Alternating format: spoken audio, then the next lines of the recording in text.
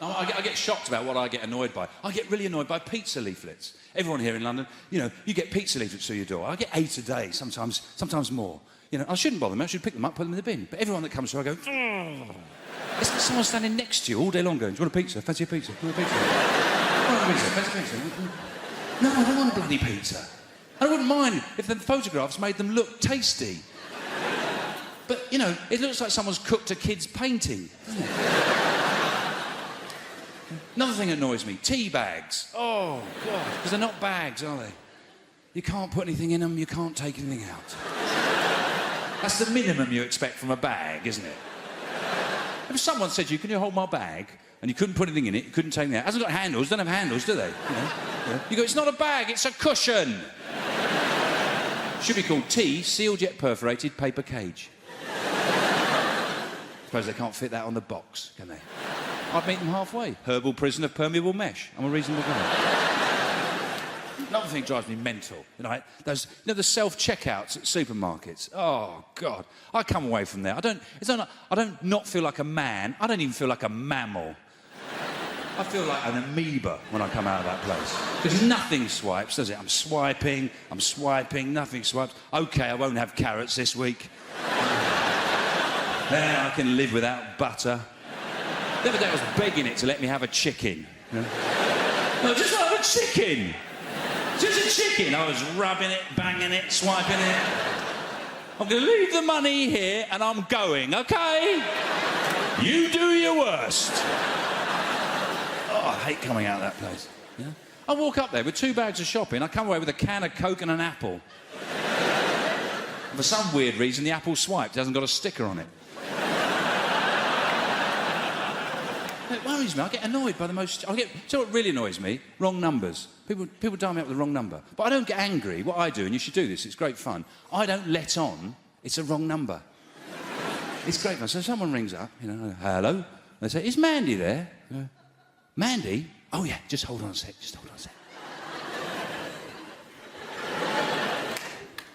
Mandy! Mandy! Get your ass up here now!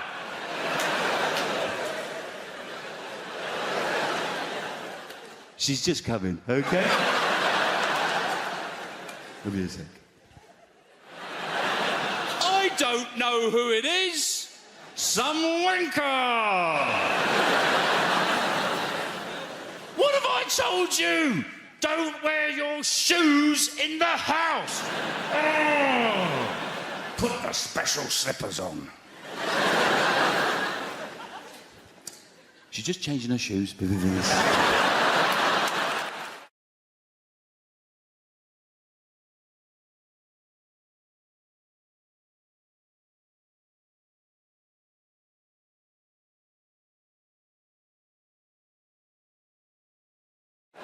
Now, one question that I get asked all the time, so don't text me with this, is if you could take a pill that would make you thin, would you take it?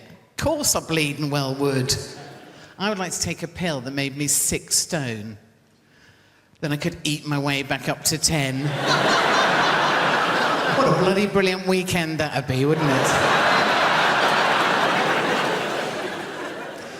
You see, I think there's 2 types of people in the world, right? And it's all to do with how they eat biscuits, right? Because the first type of person makes a cup of tea, gets a plate out,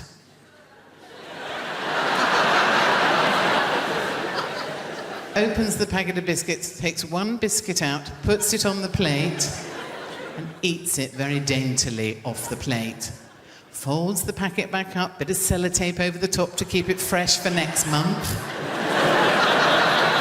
Now, those sort of people should be executed, shouldn't they? Because the rest of us get a packet out, eat the whole fucking lot without taking the cover off, do we, really? And consequently end up looking like me. Because I've always had a weight problem. You know, when I was a teenager, I remember going to see the careers mistress, and she said, what do you want to do? I said, well, I'd like to be a nurse or get married. She went, better be a nurse, then.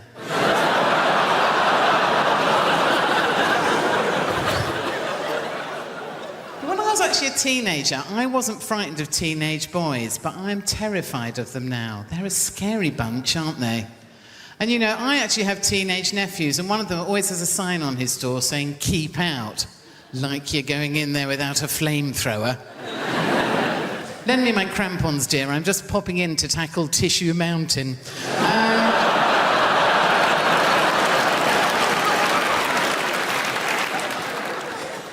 And of course, the worst thing I think you can do with teenagers is try and kind of get down and speak their language. They hate that, don't they? Which is why I quite like doing it. And I actually found this out to my cost last year, right? Because I went around for months going to people, "Would you look at that minja over there?" That is a minja and a half, that is, isn't it? And I found out that this was actually wrong. To my cost, outside my local parks, there were two teenage boys. I went, "Lads, look at that minja." What a blinking minja that is. And they went, "Oh, for Christ's sake, it's Minga." And that's our mum. So, you know... Do we have many politically active people in tonight? One. Well done, sir. No, because I've been a Labour Party supporter all my life, and in fact, at the last election, I was asked by Tony Blair to go and speak at a rally in Hove. Oh, joy. And, but, you know, it just made me think, standing in the front row with all these dignitaries, these Labour Party dignitaries, I've come a long way since fags behind the bike sheds.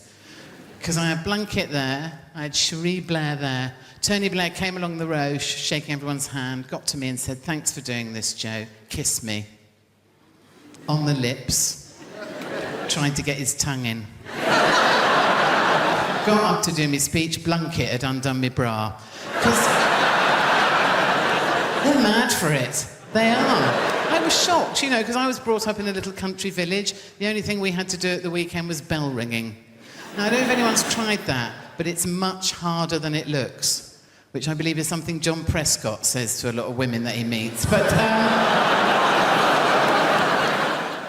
I'm going to explain the concept and naked attraction to you, and you're going to think to yourself, Suze, previous to your gig tonight, did you nip outside and smoke some crack? Because that's how mental it is. Right, Emma, a girl walks out on stage, she's like, "I'm looking for a boyfriend." And the host goes, "Brilliant, we've got 6 naked men in tubes behind." Then the host says to the girl, "What are you looking for?" And the girl will always do the same thing. She'll go, "Oh my God, you've really put me on the spot." And you think, "No, you chose to come on this show, moron." She goes, "Well, I guess I'm looking for a boyfriend, but also a friend. I really like going to European city breaks, maybe someone that likes travel. And I really like music gigs as well, so maybe someone that likes music. And I guess if I'm being really honest, what I'm looking for is love." And the host goes, "Brilliant. Let's see if you can find love by judging dongs." Okay?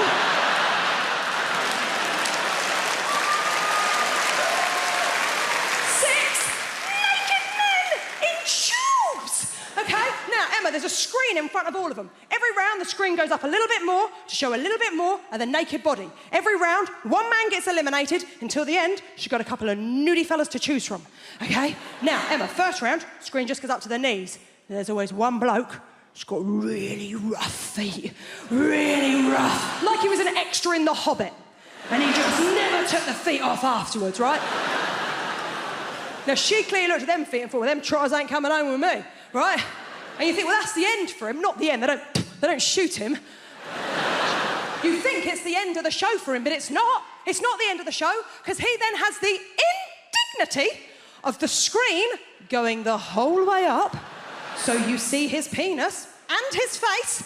Then he has the most awkward moment in television where he steps out of his tube, walks over to her and gives her the most uncomfortable hug you have ever seen. Well, you can tell all he is thinking is, "Don't touch the lady with your dick. Whatever you do, don't touch the stranger with your dick." And then his sad little ass walks off stage. Now,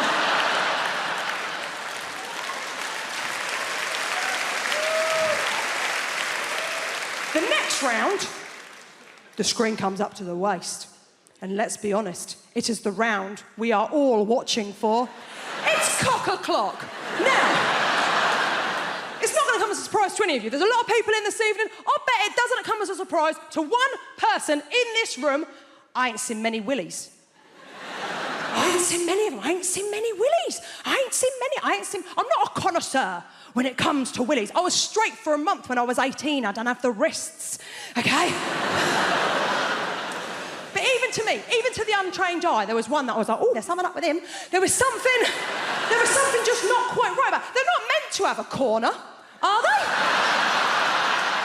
Halfway through, it had like a proper corner. No, she clearly looked at that one and went, ooh. She can't do that, can she? She's got to go work on Monday. She don't look like a bitch on TV. So instead, she has to do a little lie. Emma, see if you can see where she went wrong. She went, I'm going to have to get rid of number 4. Kind of weird dick. I'm going to have to get rid of number 4 because the way that he's standing, he doesn't really look like a very confident guy. And I'm only really attracted to really confident guys. And I thought, he has his penis out on television. How much more confident would you like this twat to be? But I get to travel with this job a lot, which I enjoy. I get recognised as well, which is a strange experience. It's not always from being on TV. Sometimes you just get recognised the next day if you've done a gig somewhere. Like I had this recently. I was up north, and I'd been doing some gigs. The next day, I was just in the hotel having my breakfast, and there was a couple in the corner, and I could see they kept looking at me. This couple must have been sort of in their 50s, and they kept looking over at me, and I was just having my breakfast. And as they got up to leave, they came past my table, and they stopped. And the lady said, "Can we just say," she went, "You were amazing last night." I said, "Oh, wow, thank you so much." She was like, "Honestly, our cheeks are still hurting." I was like, "Wow, thank you." And her husband was like, "We just love finding new people." I was like, "Wow, thank you so much." And they walked away, and a few people turned to look at me, and I thought, oh, they're probably quite disappointed. They don't recognise me. They don't know who I am. And then I thought, no, that's not it at all, is it? It's because at no point during that interaction did anybody mention that I was a comedian. So all that happened was this couple approached me over a hotel breakfast and said, "You were amazing last night. Our cheeks are still hurting. We love finding new people." But of course, the issue is there. They're the people there. Of course, you can't tell from looking at me like I'm a comedian, because you can't just judge someone just by looking at them, can you? I mean, you can, but you shouldn't. But you can sometimes, can't you? You know, like, for example, if you see a man over 55 with a ponytail. You can make assumptions, can't you? Like he's either a magician or he knows karate. You know one thing for sure, he's definitely divorced. Like you shouldn't, but you can is my point. But of course, ultimately you can't judge someone just by looking at them. Like you wouldn't know, for example, you wouldn't know from looking at me that I've got epilepsy, would you? Because I haven't. No, I do, don't worry, it's fine, it's good news, I got it. In fact, fun fact for you, I had my first ever seizure during National Epileptic Week. Which was fitting.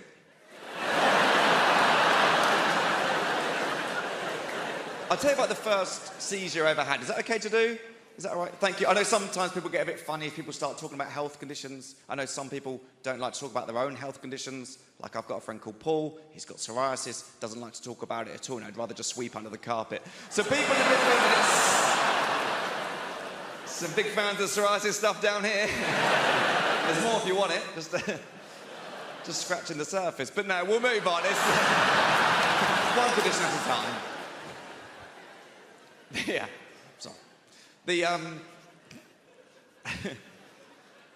The first seizure I ever had, it was my first year at university. I was in Topshop trying on a pair of jeans in Topshop. I had no idea that I had epilepsy. I just went in there to try on these jeans, fell to the floor, I had a seizure. I woke up, still in Topshop. I had no idea what was going on. I just woke up. There was this bright light and 3 women looking over me. I thought I was in heaven. And then one of them just went, "Excuse me." She went, "Do you know what day it is?" Now, I didn't know that was a thing. And I remember just thinking, can you not ask someone else?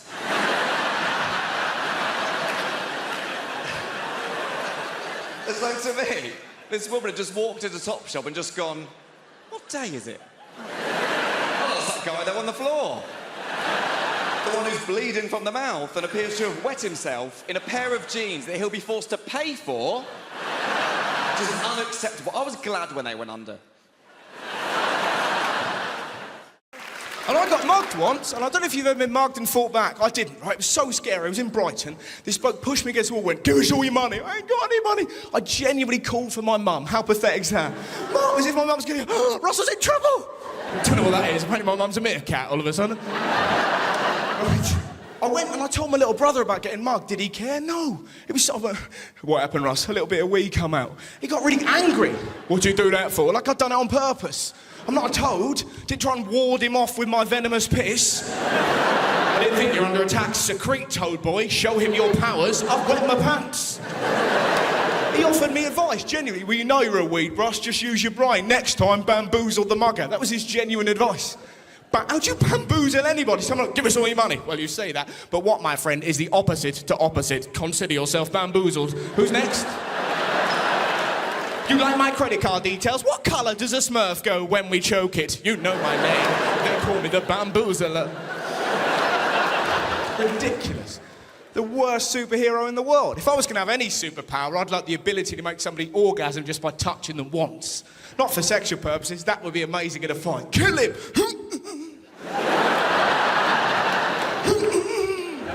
Kill him, Steve. I'm trying to, but I'm too horny. He's made my belly fizz. I haven't got that skill. If I had that skill, I wouldn't be here. Be in the zoo causing a great deal of mischief. Which animal, old lady? The hippo. You got it. I love regular sex. I'm quite confident sexually, but I make mistakes. Do you know what I mean? Has anyone ever tried using food in the bedroom? Has anyone ever? Look at you going, we're not telling you. It went really badly. It was so, I was like 19, and I read in a magazine like 59 ways to please your lady and using food. So I went and bought, now this is a mistake, I went and bought a 4-pack of Rolo yogurt. And rather than tell my then girlfriend what I had planned, I pretty much waited for her like some hideous yogurt goblin. And I doubt there's anything more terrifying and yet pathetic to come home and find your boyfriend naked holding yogurt. I panicked, and I didn't put a little bit. Honestly, we're both fine with the arrangement. I pretty much covered her, right? Every bit of skin I could find. By the time I'd finished, she looked a bit like Morph. She's no longer my girlfriend, now she's an angry meal. Eat me. Where do you start licking? You can't lick randomly, and then she looks like she's got an illness. So I did foot up to knee. That took me an hour. We're having fun now, aren't we? Having fun. Why aren't I going out with a hobbit? 2 hours later, we realise she's dairy intolerant. We're down the doctor's. She looked like an angry gingerbread lady who'd had her leg dipped in Tipp-Ex. Right? That has done me the world of good. Thank you for that. Because I was waiting back there behind the big billboard, absolutely terrified. I'm not a natural performer. I'm not, although I have been doing this talk around the country for about 2 months now. I won't lie to you, it's not been going very well. I think the worst one was Folkestone. I have never seen an audience turn so quickly. Rushing at the stage, anger in their faces. Refund! Refund! It was horrific. I'll try and paint a picture for you. Youngsters will know what I'm talking about. Are there any youngsters in the... You can relax, sir. Well, oh, there's a youngster. What is your name, sir? Riyadh. What's that? Riyadh. Riyadh. What? Riyadh with a Z. Riyadh with a Z. All right, it's not Sesame Street.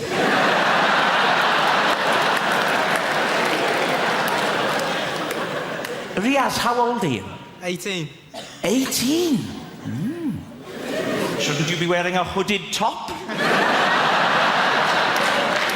Get out of my shopping centre! Riaz. Don't laugh at Riaz, please. You'll know what I mean, Riaz, when I talk about stage diving. Are you familiar? You won't know what I'm talking about, sir, but this is when a rock star, like a Kurt Cobain or a Duncan from Blue, they run and they leap. And you're right to be afraid. You're right to be afraid. They leap onto the audience, Riaz. It's terrifying. The audience grab hold of them and manhandle them. Turning them around like that. All over the place. Terrifying. Now, what happened at Folkestone was almost a complete reversal of that. with people just rushing at the stage. It was appalling. But I don't think we're going to have a repeat of that tonight. I don't. Because I'm already getting a lot of warmth from you. I am. To quote the great Darius Danesh, there's a lot of love in the room. There is. And a wide range. We've got Riaz with a Z. No one can take that away from you, Riaz. I wouldn't try to. You'd whip out your hooded top and you'd happy slap me into submission.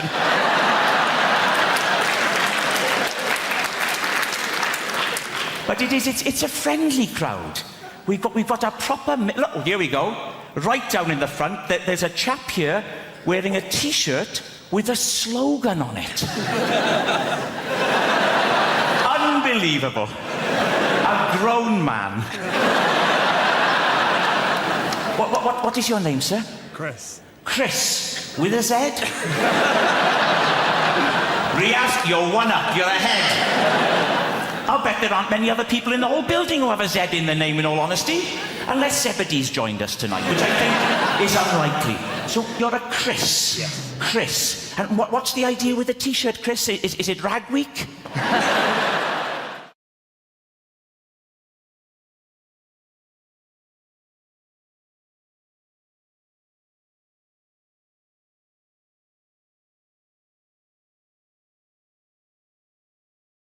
They know their wildlife over there in Australia. Unbelievable. They have koala bears over there. They've so many of them. They've actually trained them to work in the cities. And get your guess, right? What job do you think koala bears do in Sydney at the moment? What job are they trained to do? Give me a guess.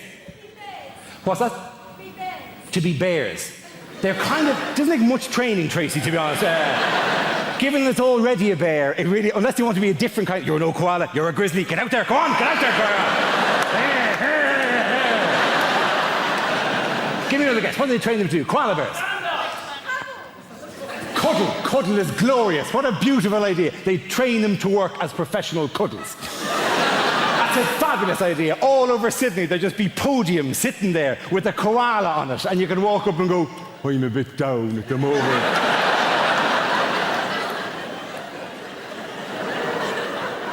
And the koala will go, come here, come here.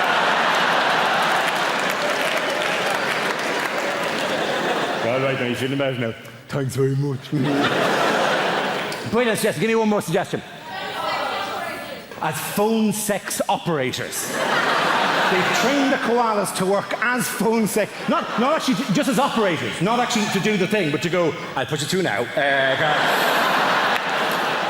Well, you sound like you need a bit of loving, do you? Well, there's a very strict woman on line 4. I'll give it that to her, right? Because koalas are very good at that kind of notion like that. Was it actually to talk to the customers? Oh, do you want to see what I'm wearing? I'm all furry and exciting, right? I'm the furriest little koala you've ever seen. I'm slipping out of the fur at the moment. Look at that. Do you like that? That's kind of sick. That's weird. What they actually train, the job they actually train koala bears to do in Sydney is to work as bicycle locks.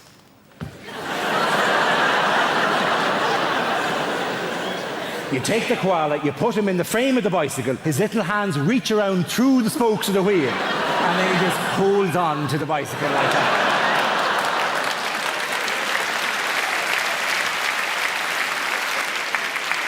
The finest answer I ever received, though, was in a university in Dublin, and I said, what job do they train them to do? And a student there went, is it guides for the blind?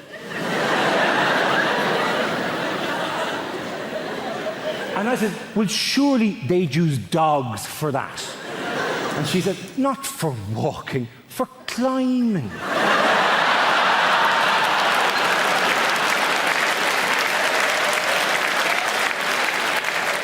It's a glorious notion. The dog would walk the blind person to the foot of the tree, at which point control would be handed over to the koala bear, who who would then walk the blind person up past difficult clumps of branches and whatnot, till they got to the top, where presumably it would then describe the view to the blind person.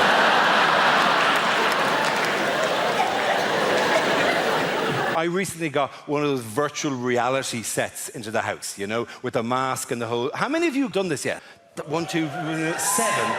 It's amazing. It's genuinely stunning to me how few people have had a go on this, like whatever. It's genuinely stunning. You put the mask on your head, it's got 2 screens, independent screens, so therefore everywhere you move, it's like perfectly realistic. You put the headphones in, it's like completely immersive. You're in a 360-degree in all direction, totally artificial world. It's genuinely stunning. I think it's going to change gaming. I think it's going to change movies. It is going to revolutionize burglary.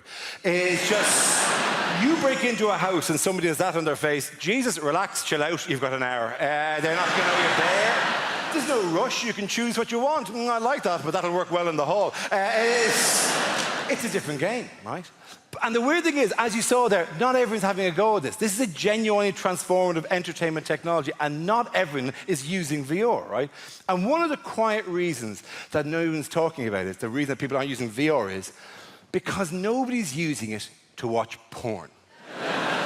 It seems like a weird thing to do, but in the kind of history of nerdy kind of things, porn is surprisingly important for getting new technology accepted. Porn is the reason why Blu-ray beat the other kind of special DVD in their race a few years ago. Porn is the reason that sometimes video streaming software beat other kinds of video streaming software. The stuff that gets used for porn has a place immediately in the market, right? And nobody is using VR for porn, right? And I'm not naive, right? I know that men are visual creatures, but I can kind of see, you know, no man, while actually making love, has ever there been going, oh my God, this is incredible. Oh my God, honey, this is amazing. Oh, I'm almost there. I'm almost there. Let me just have a quick look around the flat. Oh, that's fantastic, Jen.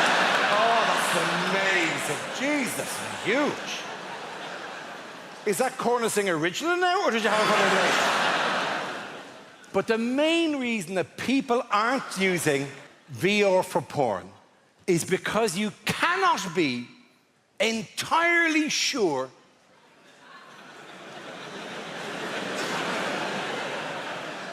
that she's out for the afternoon.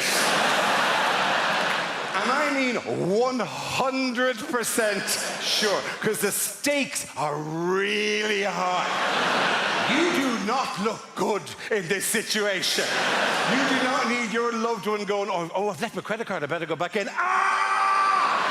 What is this you're doing to yourself? Yes, I was bringing the kids to my mother's house, but the little one fell in, we've had to come home. But Jesus, this is what greets us. The nightmare is you finish the wank of the century, you take off the mask, and there are 3 police officers just staring at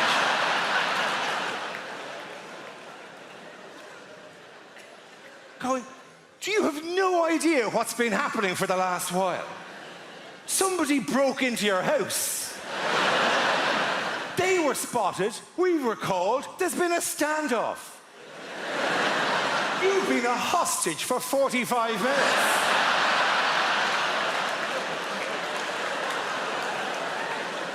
We've had to close off your road. Sky News have a helicopter slowly circling overhead.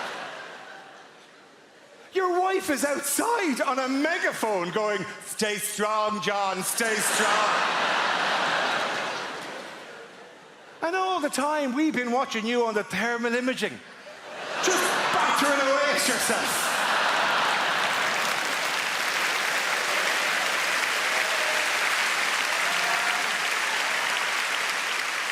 You know, when you're in love with somebody, you rarely see them at work. You rarely see them doing the thing that they do and you can't. It's extremely attractive. Go follow your partner someday to work. If they're having an affair, it'll be a hideous conclusion. But just watch them doing the thing. It's really cool, because you can't do it, they can. You go, I fucking know, you're fantastic, you're glorious. Particularly when they're saving a life. Jesus, you're there going, oh, you're beautiful, I love you, and you're making me look good right now. Yeah, she's my girlfriend, look at her, she's Gloria. She's saving her life, trophy bird, right?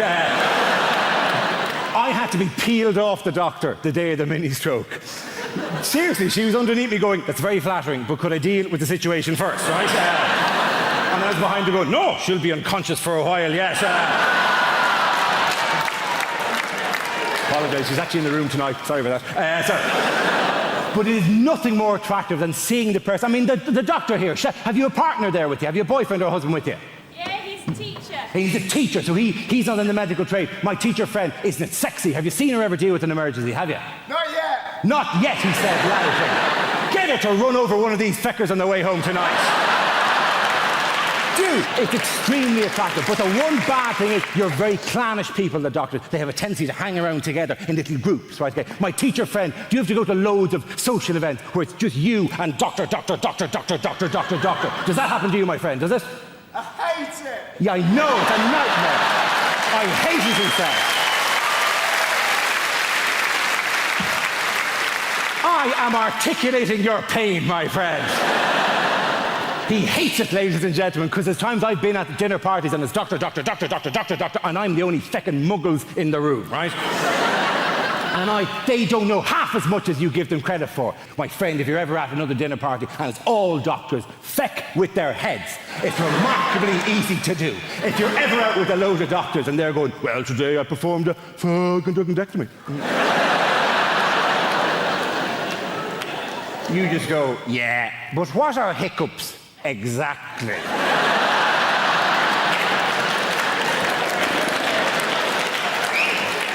There's many competing theories at the moment. And then you go, why, if you stay in bed longer, do you feel more tired? It's not my speciality, that particular field. Does time heal all wounds? Who the fuck invited you to this dinner party anyway? What are the Oil of Olay 7 signs of aging?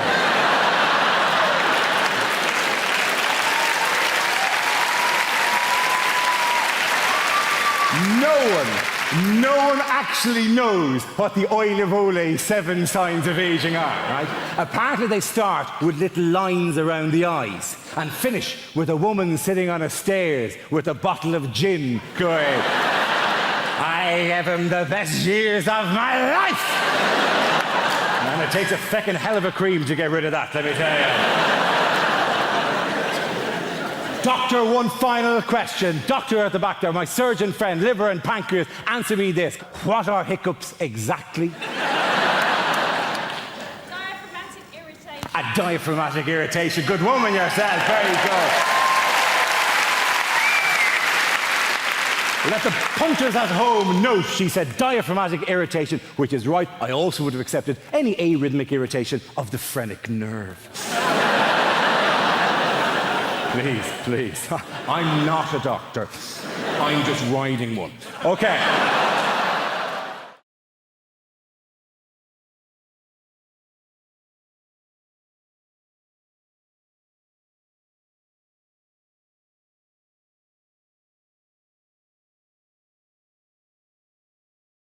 The problem is the builders, my dad's mate, he's a proper geezer, proper South East London geezer. One of those builders, you know that walk? Just walks like that. His legs like he's got a pool table between his legs. And he walks like that, and also he's got those really thin jogging bottoms. You know those like grey jogging bottoms that builders wear? I don't know where they get them from. They're so thin, and it just grabs onto anything that's there. I feel like I'm getting stared out by his knob and balls as he comes in. And sometimes it's weirder than him being naked. I don't know why. It's more intrusive. He's like, hello, son, what we got here? I don't know. Everything's walking around like that. I reckon I could draw his knob and bollocks from memory better than mine. So he's coming like that, and I'm like, oh, God. I go, do you want a cup of tea? He goes, yeah, I'll have a cup of tea. I went, how many sugars? He went, 13. That's not a cup of tea anymore, it's a pudding. That's an angel delight of a tea bag, innit? 13 sugars, I'll make sticking it in. It's about 3 quid's worth of sugar. He's only come round for a quote, it's already cost me. I put 14 in to test him. Give it him. He went, it's a bit sweet, isn't it? You winding me up, you're normally on 13, you greedy bastard. Old type 2 Terry's come round and it's a bit sweet for him, is it? When are you going to do this job? I want it done before your foot comes off, all right?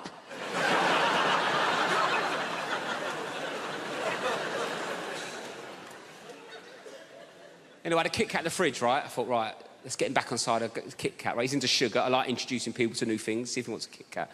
4-finger Kit Kat. Like, how would you eat a Kit Kat? 4 fingers? I've said that wrong, haven't I?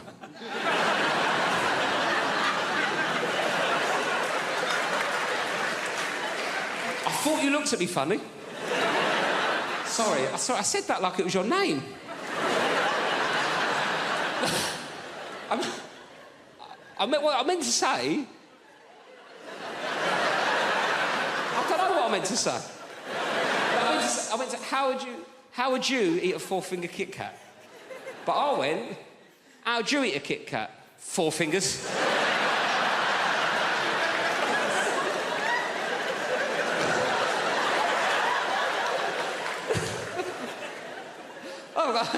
Hello, 4 fingers, how's it going? Who needs thumbs, eh? Me to smoke by the looks of things. Sorry about that. Not an ideal nickname for a young lady, is it, really?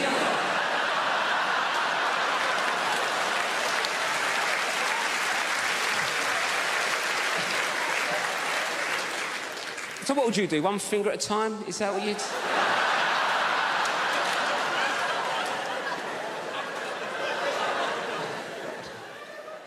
Should we start again? Sorry, what's your name? Anita. Nice to meet you, Anita. Sorry for calling you 4 fingers. Anyway, Anita, how do you eat a Kit Kat? That's what I was going for. 1 at a time. 1 at a time, right. 1 at a time's a normal approach to a 4... Got there. Yes. Anyway, 1 at a time's a normal approach to a 4-finger Kit Kat, isn't it, right? I gave this builder a 4-finger Kit Kat. He picked it up, put the whole thing in his mouth at once. Bit into it like he was eating a bun. Dirty ogre sugar bitch. What kind of animal is one popping a 4-finger Kit Kat? I've made a list of pros and cons, because I've been spending a lot of time in brothels and prisons.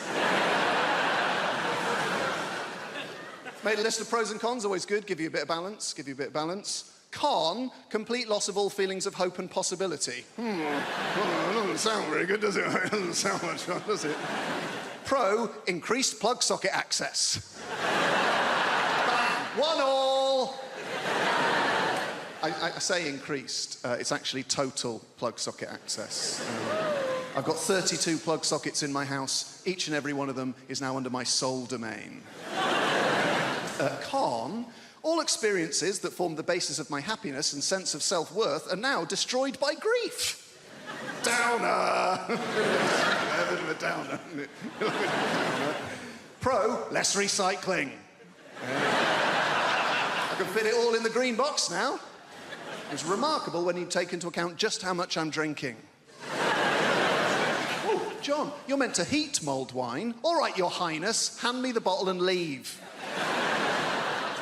Con, I'm gonna lose my house. Bit of fun. Pro, 25% off council tax. I was on that like a ferret. Dialing as the door slammed. And that's us fresh out of cons. The rest are just pros, guys. Yeah. Increased freezer space, all 4 drawers. Cheaper gas and electric. Reduced wear and tear on fixtures and fittings.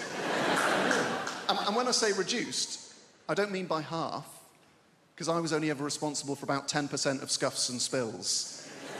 So we're looking at a net reduction of 90% in real terms. This is my favourite one. Ultimate control over where the iPhone charger cable is and why it is there. There was a time it would take hours to answer the questions, where is the iPhone charger cable and why is it there? Not anymore. Plugged in next to the bed, most convenient place to have it. Simple. Is Is it unplugged in the bathroom? No, it's not. Be a ludicrous place to keep it. There's no plug socket in the bathroom. Is it in the front pocket of a rucksack you no longer use? That'll be the last place you look. That'll be very frustrating. Is it plugged in on a train we have alighted from? No. It's plugged in next to the bed because that's the most convenient place to have it.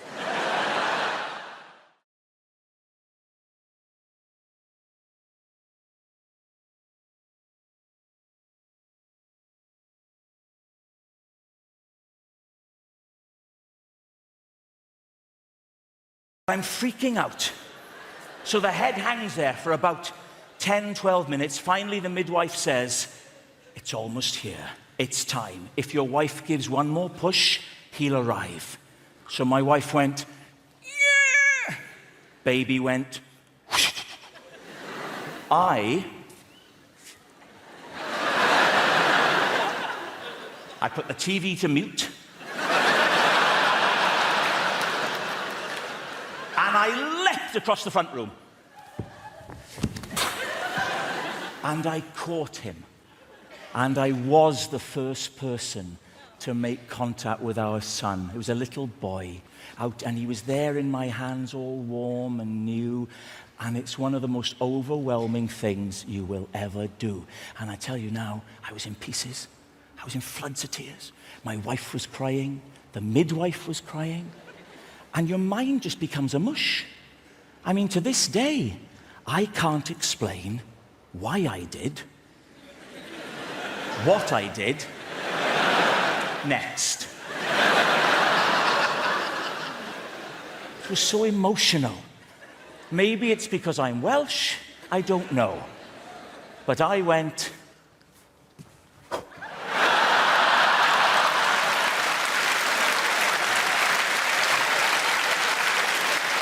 Well, thank God we hadn't cut the cord. He shot back. It was Junior Bungee. He ended up lying on the floor with all this umbilical cord snaking around the room back to his mother, yards of it. I thought, what the hell do we do now? I needn't have worried. Calm as a cucumber, the midwife walked over to my wife. She put her left foot on my wife's right foot and pressed hard. And just like a Hoover, the cord went... And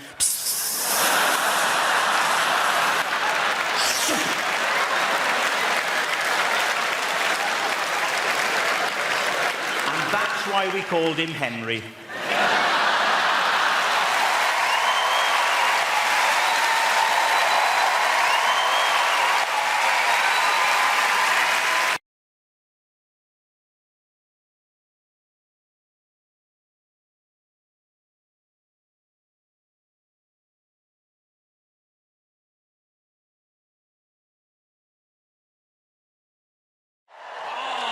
We have a great show for you tonight. We have a fantastic show. Very funny comedians. I know funny. Very funny. People always ask me who I think is funny. That's the number 2 question I get asked as a comedian.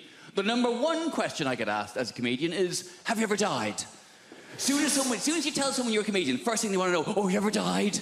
Oh, what's it like when no one laughs? Oh, tell us about the worst gig you've ever had in your life. Please, relive for me, in minute detail, the worst moment of your professional career. Have you ever really died? It's like saying to a doctor, tell us about the last patient you lost. What happened? With the family crying. I bet they were they? Yeah. People are such ghouls. It's the number 1 question. Have you ever died? Number 2 question, though, is what makes you laugh? People always want to know that from me. Who do you think is funny? And that's a nicer question. That's more understandable. You know, I make people laugh. People want to know what makes me laugh. In the same ways you might say to your hairdresser, who cuts your hair? Or you might say to someone in an Audi, who do you think drives like a cock? Same kind of thing. I like that joke. It's a short joke, it's a sharp joke, and also with that joke, I get to spot every Audi driver in the room. I can just see it there. Pinched expression on your face there. All right, no need to be like that about it. I've done well for myself. It's a very reliable machine. And the fact that I can tell you're an Audi driver by the expression on your face means technically you've just given a form of indication. So well done. Good for you. We knew you could do it. Yeah. Have you ever died? Who do you think is funny? You always get asked the same questions. That's what I don't like doing interviews. I love doing this job. This is great. I love standing here talking to you though. But doing interviews, it's a necessary evil. It's part of the job. I having to answer questions. And I don't even like watching interviews. You'd rather watch a comedian tell jokes than talk about how they wrote them. You'd rather watch a singer sing songs than talk about their inspiration. You'd rather watch a sports person do their sport. You'd certainly rather watch a sports person do their sport. Come on now. Sports interviews can be turgid affairs at best. And then I hit it with my foot. You mean you kicked it? If you like. They're really interesting. They're really, and I'm not slagging sports people. It takes a great deal of single-mindedness to excel at a sport to a point where people want to interview you about it. But sports people are famous because they're good at sport, not because they're good at talking about sport. That's why you find a sports person who is good at talking about sport, the BBC will cream their knickers over them. We found a woman. She used to ride horses. That's a sport. And she's quite lively and engaging and charismatic. Put her on absolutely everything! Do not let her out of your sight. Even people I'm a fan of. Andy Murray. I love Andy Murray. Britain should be very proud of Andy Murray. He's done a lot to be proud of. He's won Wimbledon. He's Olympic gold medalist. And he put up with a lot of shit when he was named, what, 8th best in the world? Oh, you bloody loser, you. He's done a lot to be proud of. He's won Wimbledon, he's Olympic gold medalist, he's magnanimous in victory, he's humble in defeat. And he's a big comedy fan. He's been to see me live, I've met him, lovely bloke. But Jesus Christ. I cannot listen to him drone on one more time about how he won, stroke lost another tennis match. I can't do it. Well, then I hit it to him, and he hit it back to me, and I'm very good at tennis, but he is also very good at tennis. Some days I'm better at tennis than he is, but I think what's happened today was he was slightly better at tennis than I am, and that's maybe why he won the game of the tennis. Oh, for God's sake, man! I'm not very sporty, you can probably tell. I like hill walking. Doesn't really count as a sport. I like hill walking and camping. Proper camping, though. None of your glamping bullshit. Glamping. Derivation of the words glamorous and camping, where you stay in a yurt, which is more expensive than a hotel. What is wrong with you? A lot of people don't realise yurt is a derivation of the words yura and twat. A lot of people don't realise that. I've made a list of pros and cons, because I've been spending a lot of time in brothels and prisons. Made a list of pros and cons, always good, give you a bit of balance, Con, complete loss of all feelings of hope and possibility. It doesn't sound very good, does it? It doesn't sound much fun, does it? Pro, increased plug socket access. Bang, 1-1. I say increased, it's actually total plug socket access. I've got 32 plug sockets in my house. Each and every one of them is now under my sole domain.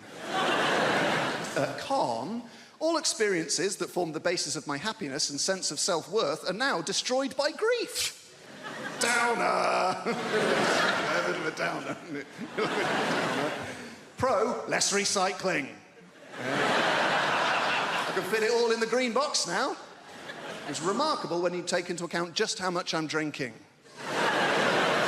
Oh, John, you're meant to heat mulled wine. All right, Your Highness, hand me the bottle and leave. Con, I'm gonna lose my house. Bit of fun. Pro, 25% off council tax. I was on that like a ferret. Dialing as the door slammed. And that's us fresh out of cons. The rest are just pros, guys. Yeah. Increased freezer space, all 4 drawers. Cheaper gas and electric. Reduced wear and tear on fixtures and fittings. And when I say reduced, I don't mean by half, because I was only ever responsible for about 10% of scuffs and spills. So we're looking at a net reduction of 90% in real terms. This is my favourite one. Ultimate control over where the iPhone charger cable is and why it is there. There was a time It would take hours to answer the questions, where is the iPhone charger cable and why is it there? Not anymore. Plugged in next to the bed, most convenient place to have it. Simple. Is it unplugged in the bathroom? No, it's not. Be a ludicrous place to keep it. There's no plug socket in the bathroom. Is it in the front pocket of a rucksack you no longer use? That'll be the last place you look. That'll be very frustrating. Is it plugged in on a train we have alighted from? No. It's plugged in next to the bed because that's the most convenient place to have it. This year, I did no lilt February. Thank you. I know it sounds impossible, but you take it one day at a time. Did I have any today? No, you're a legend. Get hard around the middle of the month, you get the cravings. It's called lilt guilt. You're like, oh, I bloody love the lilt. It's the night where you go to the shop at midnight, you kick the doors in, where's the lilt? And they're like, we don't stock it anymore. Like, ah! So you try and make your own hooch lilt, you know, you get a pineapple and a grapefruit, and you add in batteries and a horse's head, and you're like, it's good, but it's not totally tropical. Did that joke in America recently. Turns out they don't have lilt there. This is all I do. Imagine if this was your actual... I go like blah, blah, blah, and you go, ah, ha, ha, ha, money. I can't believe I get away with it. You do actual, proper London jobs. You know, like blacksmith, you know? Farrier. Brunch DJ. The big three. I tell you, I do not trust. People who work in offices, I know, right? What are they doing? Nothing takes that long. They're planning something. They must be. Do you know? Do you ever call in to visit your friend in an office unexpectedly? Everyone just shits themselves. They're like, what's he doing here? Cover the screen, lie across the spreadsheet, get him out. Kind regards, warm regards, best. That's how they talk. Seen the email.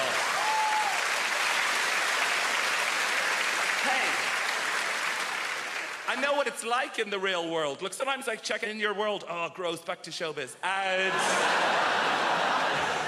No, I'm very self-aware of the level of fame that I have. I was in a supermarket recently, and an older lady came up to me, and she put her hands on my shoulders, and she said, you are vaguely familiar. And that is it.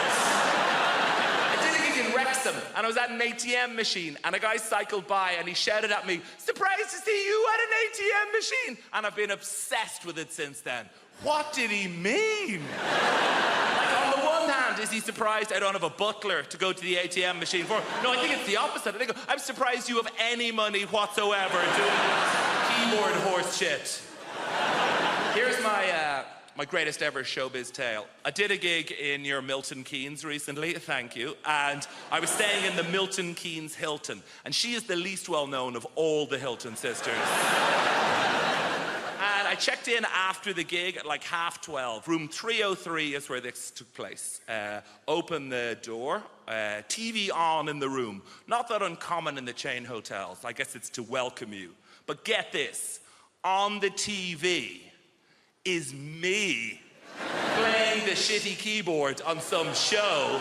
Immediate thought is like, is this a service they provide to all guests? If so, no, it's the realization, this is it. I've arrived. And I waltz into the room, down the little corridor with the loo away to the left, and as the room opens out, there is a fully naked man lying on the bed.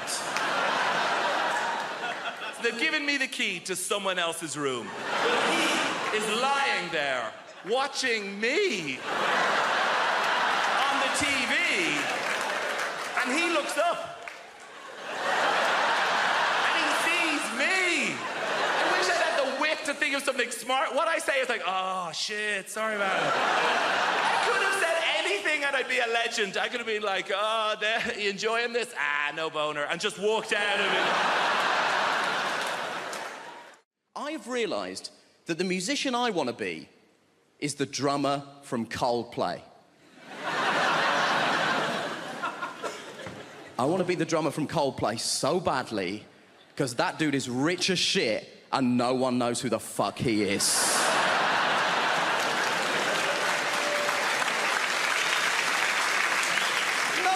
Who the drummer from Coldplay is. He could be here and no one would know. It could be you, it could be you, it could be you. I'm not sure it's an Indian woman, but it could be. We don't know.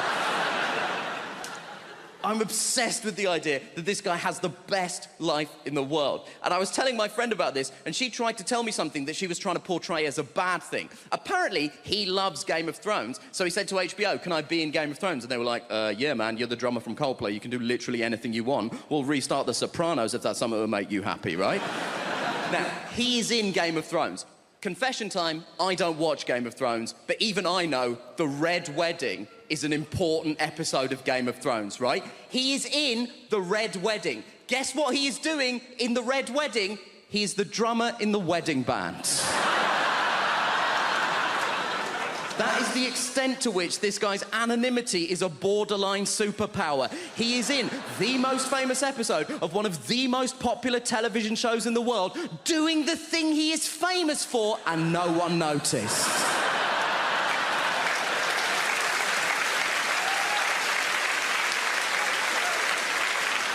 That is Kaiser Soze shit.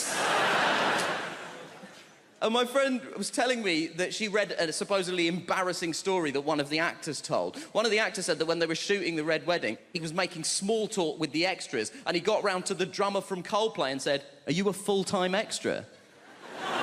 And the guy was like, "No, I'm a musician." So he said, to the drummer from Coldplay, "You played on anything I might have heard of?" To which the drummer from Coldplay was presumably like, have you heard of All Music? Because I'm basically the drummer on All Music. And my friend tried to tell me this, like this was a sad thing. She was like, oh, this guy's in Coldplay, but no one knows that he's in Coldplay. Isn't that sad? No. Because the problem with being in Coldplay is that people hate Coldplay. People hate Coldplay so much. And the people who hate Coldplay don't say things like, oh, it's not to my taste. They say things like this, I hate Coldplay! But what you mean when you say that is, I hate Chris Martin. No one is angry with the drummer from Coldplay. No one has ever been like, oh, the drummer from Coldplay! You ruined my life! And I know what you're thinking. You're thinking, Nish, why are you so obsessed with the drummer from Coldplay? There's two other people in that band. We don't know anything about them either. And you know what? You're right. There's a guitar player and a bassist in Coldplay. I wouldn't know them even if they were here. I assume it's you two, but only because he sat next to her and I spoke to her already. That's all I've got to go on at this point. They have the exact same life as the drummer, because I did a bit of research into this. Turns out Coldplay are one of those bands where they split the royalties equally. So they have the exact same life as the drummer, apart from one detail. They have the exact same life as the drummer. They have the same level of wealth, access, and anonymity. But crucially, the drummer is sat down.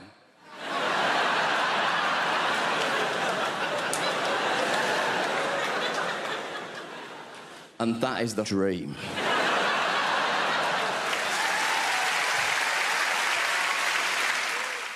Do you love London? I love London. I feel like London is created by the people, right? Who are just crazy and sexy and ambitious. I got into an Uber the other day, not bragging, and I got into an Uber and the driver, he said, would you like to have the radio on? And I was like, oh, I don't mind, it's up to you. And then he said, well, actually, I make my own music. Do you mind if I put some of that on? No, I don't. And then he put on Drake's new album. I wonder how often it works. I wonder how often there's a middle-aged white woman thinking, oh, well, he looks like Aladdin and he sounds like confidence personified. Pull over and jump in the back, Nikolai. I'm having a good life. I have recently started doing yoga, which is just Yes, woo for the yoga over there. Are you a team? I'm new to it. I love it. Yoga has changed my life. It's brilliant. Yoga is my new drug. My old drug was drugs. Which I'm not going to say anything positive about because it would be incredibly irresponsible. I'm not going to say anything positive about drug taking. What I will say is I didn't take MDMA until I was 32, and it was such a relief to know I could be happy. Just to see the equipment's broken. But yoga is nearly as good, and there's no downsides. It's given me a whole new language. My favourite new word is namaste. Yeah, it's a very old word, it's very sacred, and it means the yoga has finished now. And then you're allowed to leave. I think that the key to being happy as you get older is self-acceptance. Like, I have to accept things about myself now. Like, I'm 36, I thought I would have children by now, and I don't.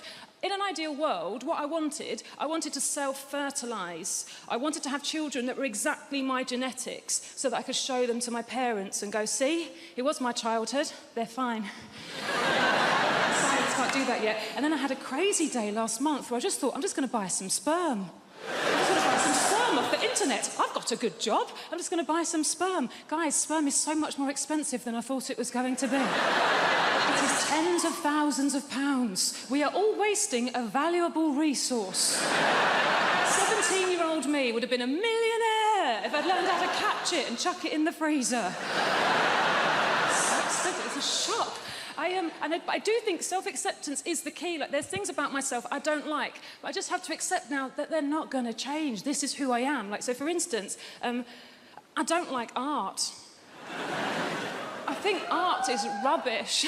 I think lots of people think art is rubbish, but we're too worried of looking stupid, so we go along with it. I think that the worst art form is theatre.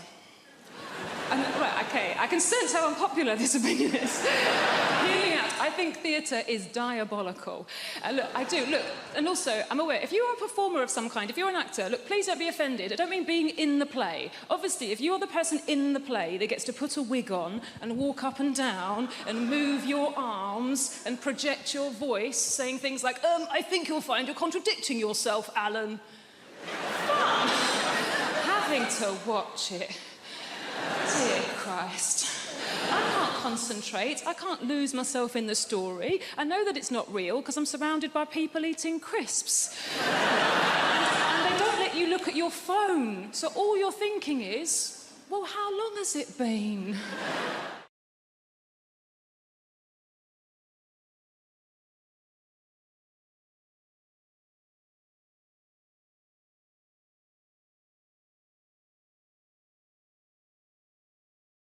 I used to be not exactly ashamed of my blackness, but I never wanted to do anything that could be seen as stereotypically black, and it followed me all my life. So when I was younger, when I was at school, if I was ever in PE and a basketball would come flying at top speed towards my face, instead of catching that basketball in the air, dribbling it towards the nearest net and slam dunking the thing, as I naturally would, I just let it hit me in the face and roll away. When I got older, I made a lot of friends, mainly white friends, and we started going to the club. Are you familiar with the club? Not the club, the club. At the end of the street. Whenever I went to the club and I was dancing with a group of friends, I would deliberately dance less well on purpose. So that the white people wouldn't be intimidated.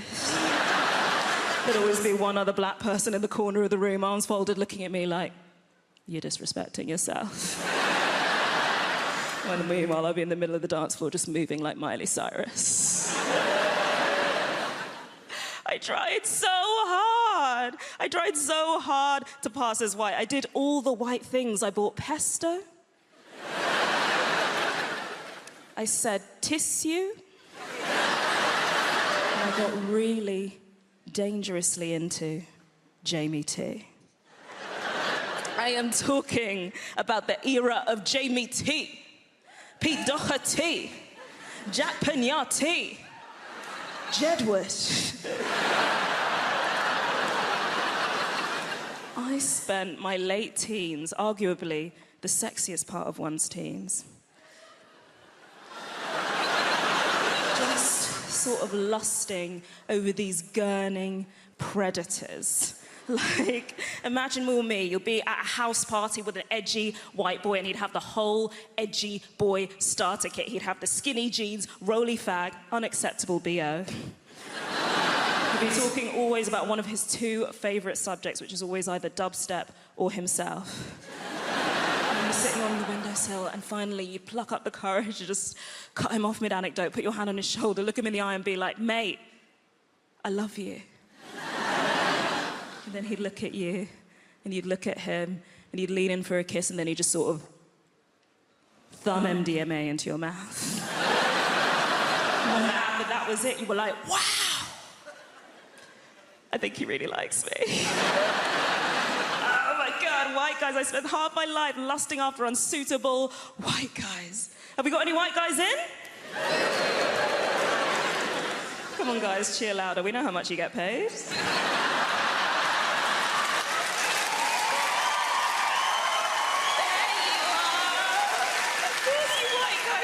Because you are everywhere. You're in the White House, you're in the big banks, you're in all the fancy court cases, you're killing it. Sometimes literally. But I don't want anyone to think I'm having a go because I genuinely adore white guys. Love your work. Ed Sheeran, amazing. I haven't got anything against white men apart from obviously everything it is that they've done. Some of my best friends. Some of my best friends are white men. My mother is a white man.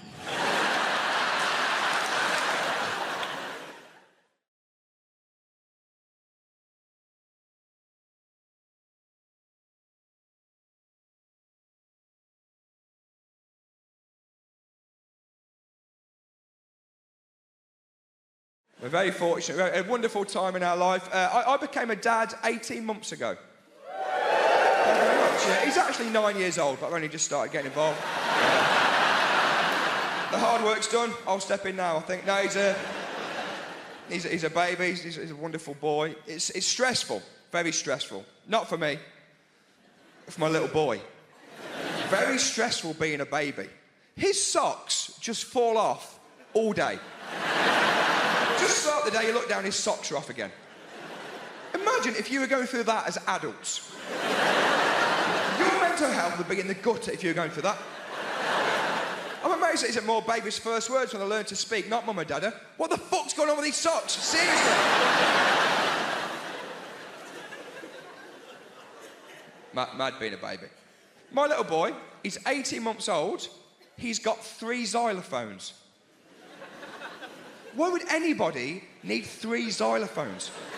There's professional xylophone players with less xylophones than this kid. I said to my wife, I said, why has he got 3 xylophones? She goes, oh, he likes to play one in the bath. That's some kind of eccentric billionaire. What is going on here?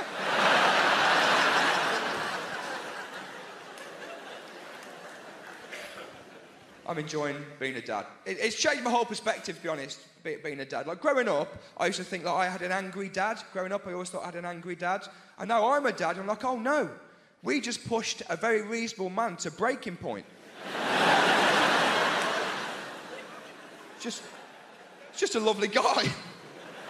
I think being a parent is a lot like eating a pomegranate. Like, there's really nice little bits, but ultimately, I'm not sure it's worth it. It's really hard. People give you mad advice as well when you have a kid. My little boy, actually, he's about a week old. I was holding him. And my mum, actually, she said, Josh, just think, that little boy you're holding there could go on to be anything he wants to be. He could be a top doctor, a politician, an astronaut. I was like, wow, that's incredible. But also, I wouldn't have thought so. An astronaut? From me to an astronaut in 1 generation. That's a hell of a leap. I went to the pub the other day. It was a push door. I was pulling it. I thought the pub was closed. I just went home.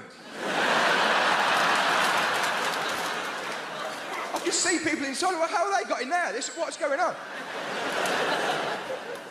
NASA are not knocking down my door. I don't think of being a politician. either, because he's going to go to the same shit school in the Midlands that I went to. And politicians, they all go to the posh schools, don't they? And people don't like that. They say, politicians, they all go to the posh schools. I think that's okay. I think that's fine. I don't think you'd want anybody from my school being in charge of the country. Maybe this is very progressive, but I think if you learn maths in a porter cabin, don't get involved in government. I don't know. If you learn about history by watching Blackadder on a wheeled-in TV, stay out of it.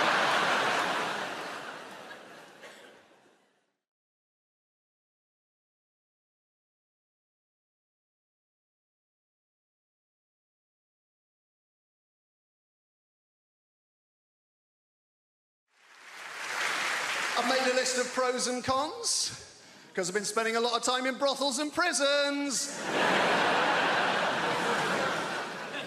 Made a list of pros and cons, always good, give you a bit of balance, Con, complete loss of all feelings of hope and possibility. It doesn't sound very good, does it? It doesn't sound much fun, does it? Pro, increased plug socket access. Bang, 1-1. I say increased, it's actually total plug socket access. I've got 32 plug sockets in my house. Each and every one of them is now under my sole domain. Con, all experiences that formed the basis of my happiness and sense of self-worth are now destroyed by grief. Downer. A bit of a downer, isn't it? Pro, less recycling. I can fit it all in the green box now. It's remarkable when you take into account just how much I'm drinking. Oh, John, you're meant to heat mulled wine. All right, Your Highness, hand me the bottle and leave. Con, I'm gonna lose me house. Bit of fun. Pro, 25% off council tax. I was on that like a ferret. Dialing as the door slammed. And that's us fresh out of cons. The rest are just pros, guys. Yeah. Increased freezer space, all 4 drawers. Cheaper gas and electric. Reduced wear and tear on fixtures and fittings. And when I say reduced, I don't mean by half, because I was only ever responsible for about 10% of scuffs and spills. So we're looking at a net reduction of 90% in real terms. This is my favourite one. Ultimate control over where the iPhone charger cable is and why it is there. There was a time it would take hours to answer the questions, where is the iPhone charger cable and why is it there? Not anymore. Plugged in next to the bed, most convenient place to have it. Simple. Is it unplugged in the bathroom? No, it's not. Be a ludicrous place to keep it. There's no plug socket in the bathroom. Is it in the front pocket of a rucksack you no longer use? That'll be the last place you look. That'll be very frustrating. Is it plugged in on a train we have alighted from? No. It's plugged in next to the bed because that's the most convenient place to have it.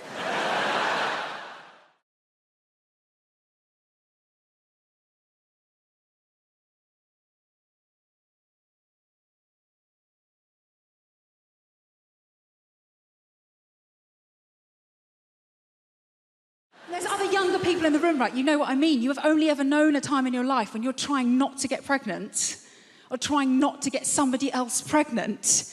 And I don't want to blow my own trumpet, but on both accounts, I fucking smashed it. I think it comes down to skill set at the end of the day, doesn't it? People are just good at different things. Some people are good at the violin. Some people are good at parallel parking. I was very good at taking the pill. Every day. Honestly, I used to think I was so good at taking the pill, I deserved a reward. Arguably, there was a reward. It was the reward of not having to watch Peppa Pig or cleaning up another human's shit. Tell you what I don't understand, right, is women who are on the pill and forget to take it. Don't get that. Because don't get me wrong, I forget things. I forget my keys, my wallet, the fact I'm married. Sure! But forgetting to take something that can prevent you from creating a human that could one day say, turn the machines off, is what she would have wanted.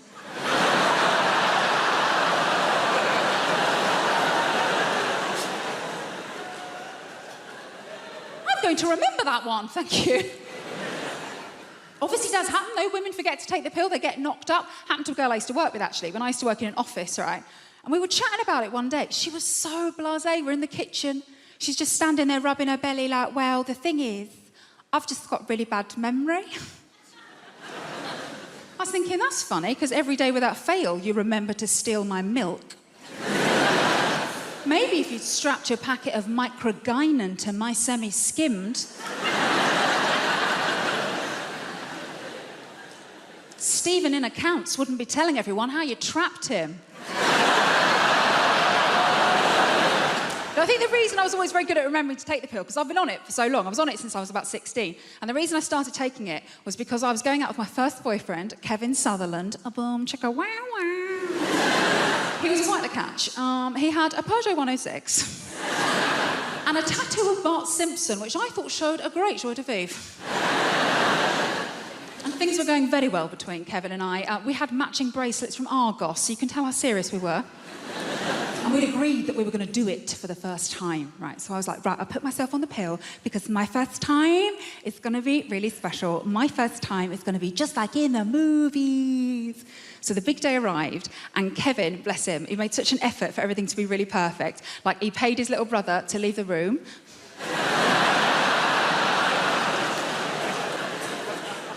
To this day, the most romantic thing a man has ever done for me. And he made a mix CD of all of our favourite romantic songs. You know, like Boom, Boom, Boom, Let Me Hear You Say Wayo. And as we lay down on his single bed, with his Liverpool FC duvet cover on it, the scent of Lynx Africa heavy in the air. And as Kevin took my virginity so beautifully and gently and quickly from behind, I remember thinking, wow, just like in the movies. Obviously, it's quite difficult to make eye contact in that position, isn't it? Almost felt like I lost my virginity to Steven Gerrard.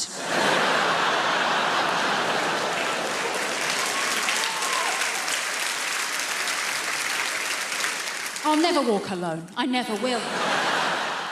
I recently got one of those virtual reality sets into the house, you know, with the mask and the whole... How many of you have done this yet? 1, 2, 7. It's amazing. It's genuinely stunning to me how few people have had a go on this, like whatever. It's genuinely stunning. You put the mask on your head, it's got 2 screens, independent screens, so therefore everywhere you move, it's like perfectly realistic. You put the headphones in, it's like completely immersive. You're in a 360 degree in all direction, totally artificial world. It's genuinely stunning. I think it's going to change gaming. I think it's going to change movies. It is going to revolutionize burglary. It's just... You break into a house and somebody has that on their face, Jesus, relax, chill out, you've got an hour. They're not going to know you're there. There's no rush, you can choose what you want. I like that, but that'll work well in the hall. It's a different game, right? And the weird thing is, as you saw there, not everyone's having a go at this. This is a genuinely transformative entertainment technology, and not everyone is using VR, right? And one of the quiet reasons that no one's talking about it, the reason that people aren't using VR is because nobody's using it to watch porn. It seems like a weird thing to do, but in the kind of history of nerdy kind of things, porn is surprisingly important for getting new technology accepted. Porn is the reason why Blu-ray beat the other kind of special DVD in their race a few years ago. Porn is the reason that sometimes video streaming software beat other kinds of video streaming software. The stuff that gets used for porn has a place immediately in the market, right? And nobody is using VR for porn, right? And I'm not naive, right? I know that men are visual creatures, but I can kind of see you know, no man, while actually making love, has ever there been going, oh my God, this is incredible. Oh my God, honey, this is amazing. Oh, I'm almost there. I'm almost there. Let me just have a quick look around the flat. Oh, that's fantastic. Oh, that's amazing. Jesus, huge. Is that Corner Singer original now, or did you have a couple of days? But the main reason that people aren't using VR for porn is because you cannot be entirely sure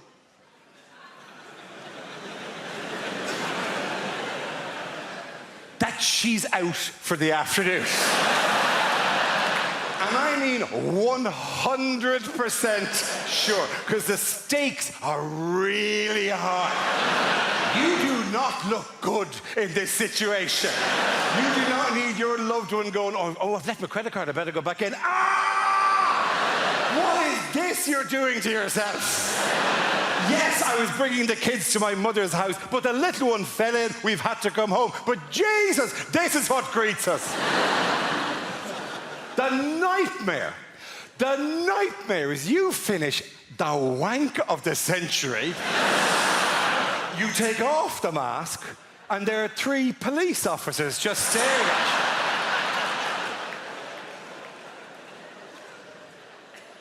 Going, do you have no idea what's been happening for the last while?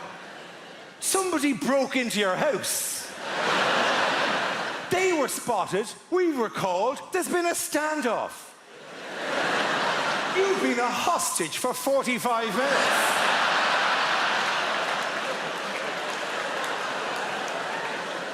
We've had to close off your road. Sky News have a helicopter slowly circling overhead. Your wife is outside on a megaphone going, stay strong, John, stay strong. And all the time, we've been watching you on the thermal imaging.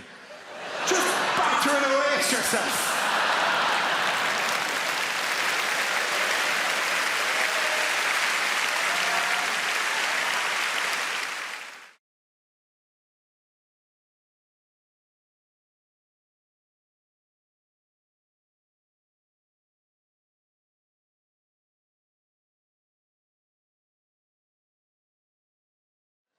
My daughter and I were really close. I took her out for some festive cocktails last week, and we went to one of those lovely fancy sky bars down on the south bank of the Thames.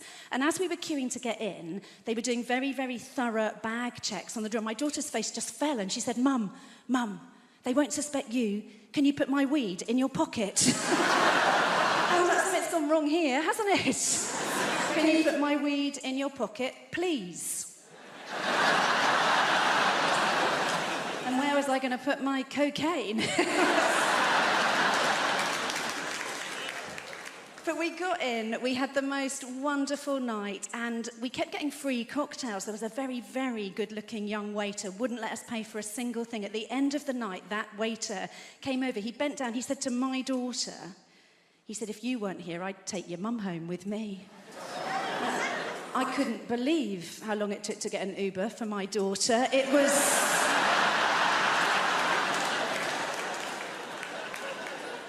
So I found this thing online that can best be described as a menopause magnet, right? I don't mean George Clooney. This is literally a magnetic device to help a woman through the menopause. This thing arrived in the post. It said it would help me with my mood swings and my hot flushes. And what you do is, I know this sounds weird, sir, right? But what you do is, you put a magnet on the front of your knickers, you put a metal disc on the inside of your knickers. It keeps the magnet securely and discreetly in place. And that bit works so beautifully. But what they don't tell you on the menopause magnet packaging is when it is tucked neatly and very discreetly in your pants, distinct possibility you will find yourself metallically attached to the self-checkout in Waitrose.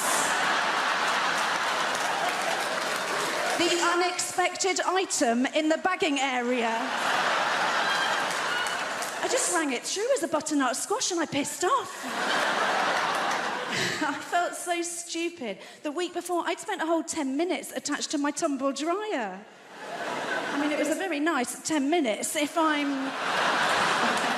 It It took me so long to decorate the tree this year. All the baubles kept getting stuck in my pubic triangle. I've still got at least one novelty Santa down there. But no, they're really powerful magnets. Honestly, Snow, if you've got any metal fillings, I'd shimmy back a bit and shut your mouth. A pandemic was no place for a menopausal woman, right? Do you remember when they were taking your temperatures everywhere before you could get in? We were only ever one hot flush away from getting fully cancelled. It was... I remember the last time it happened so clearly. I was out with a friend, we were trying to just get a pizza, and they were taking temperatures on the door, and the guy took mine, and he looked at me, he said, "There's a problem." And I said, "What do you mean there's a problem?" He said, "I'm really sorry, there is a problem." And I said, "Am I a little bit overheated?" That's funny, because I'm a 50-year-old woman. I've just spent an hour and a quarter on the Northern Line wearing a mask, and I raised 2 children single-handedly. I gave birth to them with no pain relief while their dad complained his back was hurting, and I hadn't had a good night's sleep in about 2 years because of my anxiety, my irrational crying, and my vaginal dryness. I don't know what my body's doing. It should send the tears down there. That's where I really need them. And I am attached to your fire extinguisher by my pants.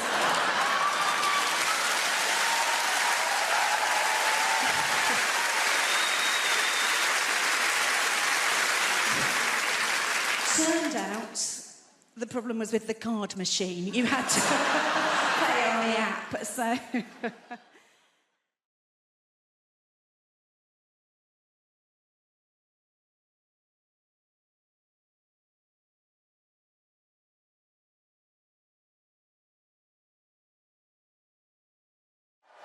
I've got 6 kids, can you believe that?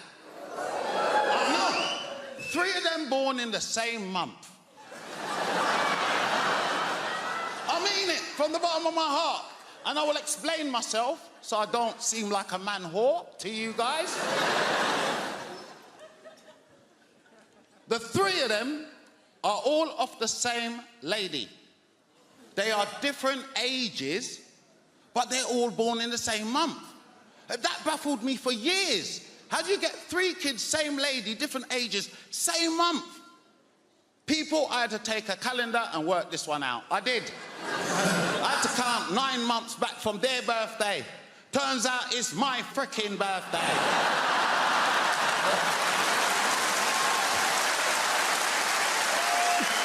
These are my little birthday presents, lot, you know.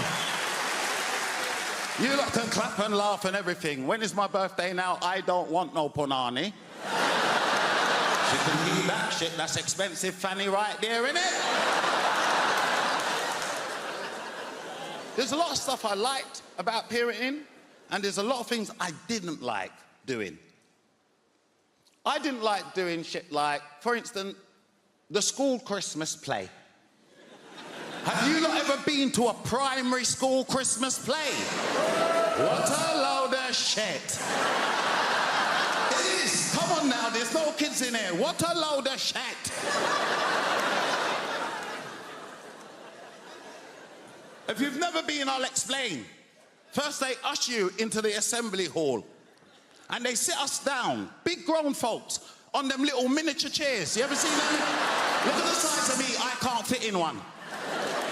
They either do that or they sit you down on that long apparatus bench. Remember the long? That's what they sit big people down on for hours. So by the time you try to get up, you've got rigor mortis in your back.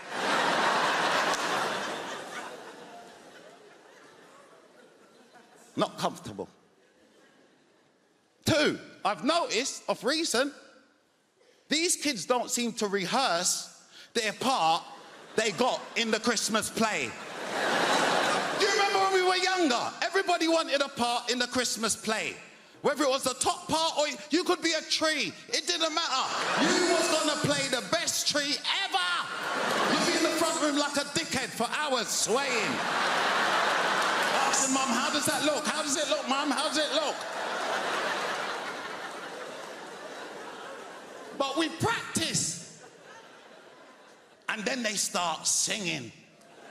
Fucking horrendous. It is. I don't care what you gotta say. It's horrendous. They're out of tune and everything. You think, what kind of production is this? Worst part about it, your child always try to look out for you, don't they? To try to give you a little wave. My children always do that. Look out for me to wave at me, like I freaking know them. Do you know what I mean? You're your mother's child today, boy. That's like that, innit? This embarrassment. Mums, you lot love it. You lot video it all the time. That's like, don't send me that, bollocks.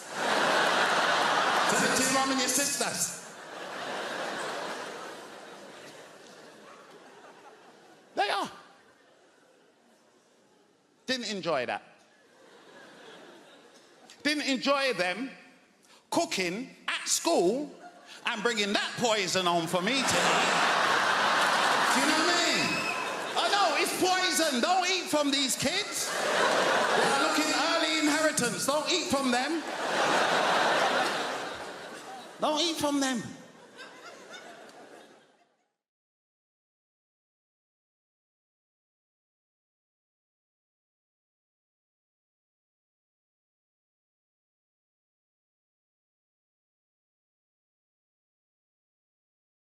You don't get trained by our dads, us heterosexual single men, right? We don't get trained about how to cope if we're single. Or we get drenched in sort of misogynistic testosterone images, you must shag at all times. What if you can't? What if you're emotionally incapable, if that makes sense? Right? I am straight. Sometimes I look at myself and go, WTF, but totes am. So... Random. Why is it being so random? I love it. Say badger, badger. Oh my God, he's so groundbreaking. Every girl in this room, whether you were brought up by your mum, your nan or aunt, you had a female figure that always sat you down and went, babe, mum, I'm an adult now, I don't need to talk, I don't care. I want you to have fun tonight, but listen, if at any point you change your mind, you call me, I will come out and get you in the Nissan Micra. I will come and, mum, you're in back, I don't care, get a taxi, I will pay for it, I'll be in the cupboard, I'll be watching, checking your safe. Be honest, how many guys, especially if you're from my background, white, working class, shaven-headed, racist, cockney dad. My dad's got not one, not two, but 3 ripples of meat between head and neck, yeah? An Essex triple ripple. Want me to carry a breeze block? Stick in my triple ripple, no problem.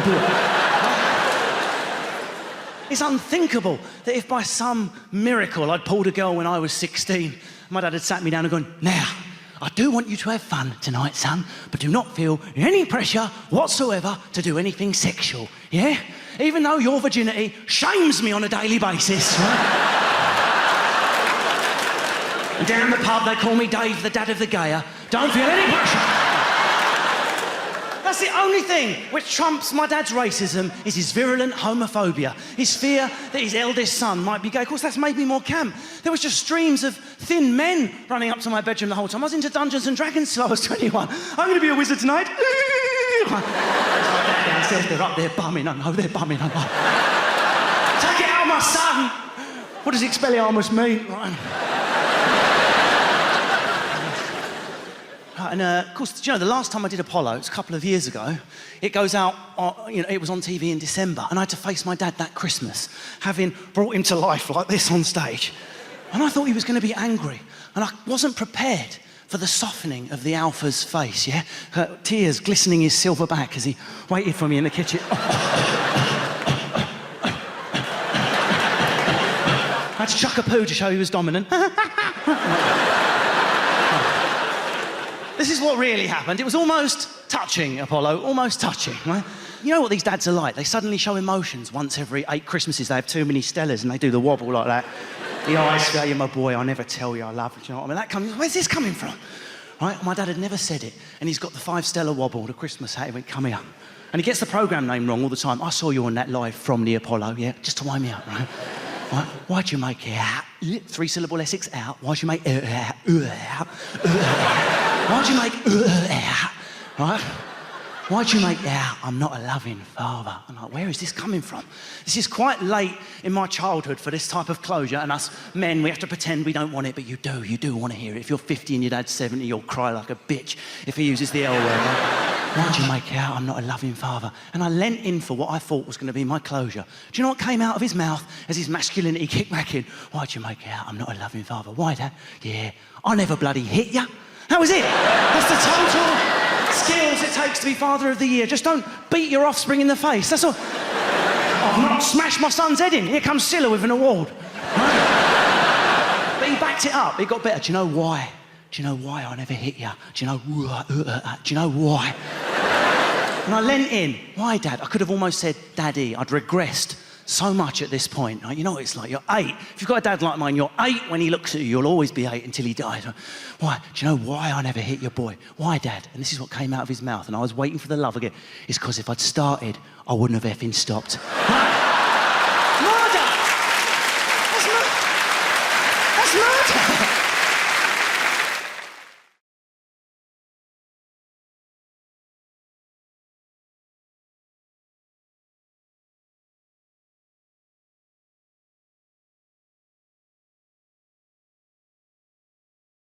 As much as you want to save animals, I'm pretty sure you're not going to do it by buying cosmetics. Pretty sure you can't walk into the body shop and buy some burdock root peppermint oil foot scrub. And some little badger somewhere in Scotland is going to go, wow, I feel a whole lot better about my life right now. Somebody's buying that burdock root peppermint oil foot scrub. I don't see the point in testing cosmetics on rabbits anyway, because they're already cute. Slather some lip gloss and eyeliner all over them. Now they're all gussied up like some $3 whore. There's no dignity in that for a rabbit whatsoever. You want to test out cosmetics?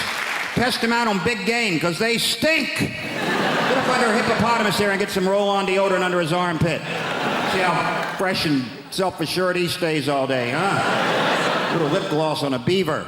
A real beaver. Stay with me, fella. Real beaver. Right? Dam building, log eating beaver. If he's charged through 60 logs and he's still wearing that lip gloss, that's some damn good lip gloss right there, ladies and gentlemen. You know this whole thing about, you ever meet someone famous and you tell your friends and then they say, well, what was he like? Because all they really want to hear is that he was a prick. That's why they like to say Tom Cruise is the nicest guy in Hollywood. And I always think, well, if I was making $8 million a film, I'd be nice too. Jesus Christ, but I'm not sure he is that nice. Because I always read these articles about how he's so insular and he's into his Scientology and he, you know, stays at a hotel, won't make eye contact with anyone in the hotel because he doesn't want to talk about the plots to his new films. Apparently, as if staring Tom Cruise in the face, he would just crack under pressure. What are you staring at? Hey, you want to hear about my new film?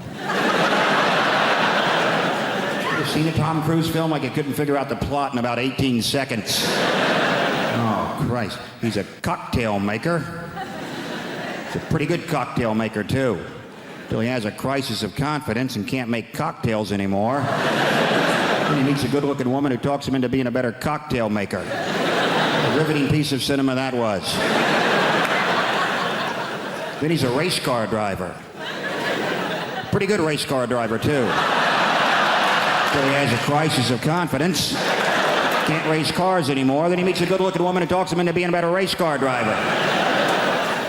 Then he's a jet pilot. Some of you are starting to see a pattern emerge here. Pretty good jet pilot? Yes, he was. Until he had a crisis of confidence, couldn't fly jets anymore. Then I believe he met a good-looking woman who talked him into being a better jet pilot.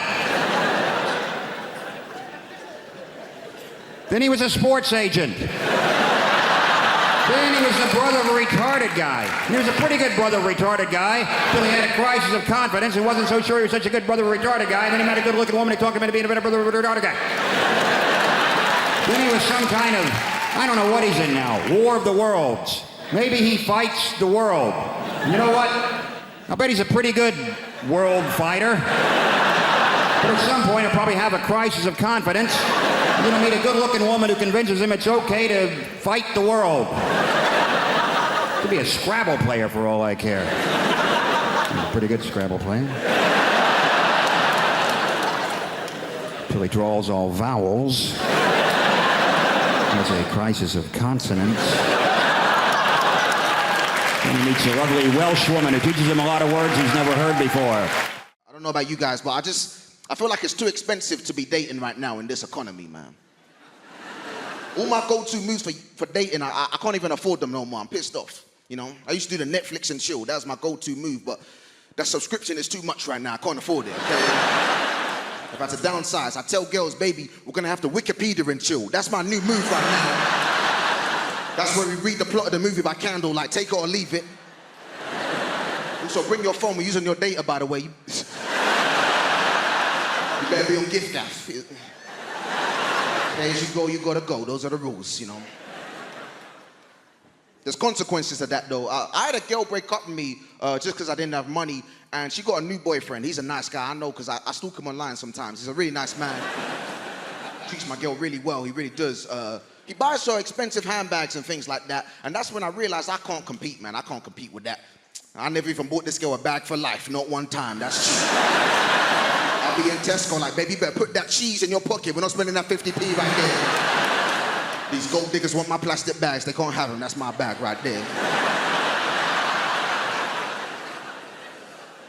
I'm not a big fan of social media, man. I'm really not. Because I feel like with social media, when you break up with somebody, you can see what they're up to online. I don't like that. I prefer in the past where you broke up with somebody, you could just lie to yourself and pretend that they were still unhappy. That was a good era. I like that. You just be lying to yourself. You be like, man, she probably missing me all the time. She probably sad, you know. Now you just go on her Instagram and you're like, oh no, she 100% made the right decision. Good for her, man. I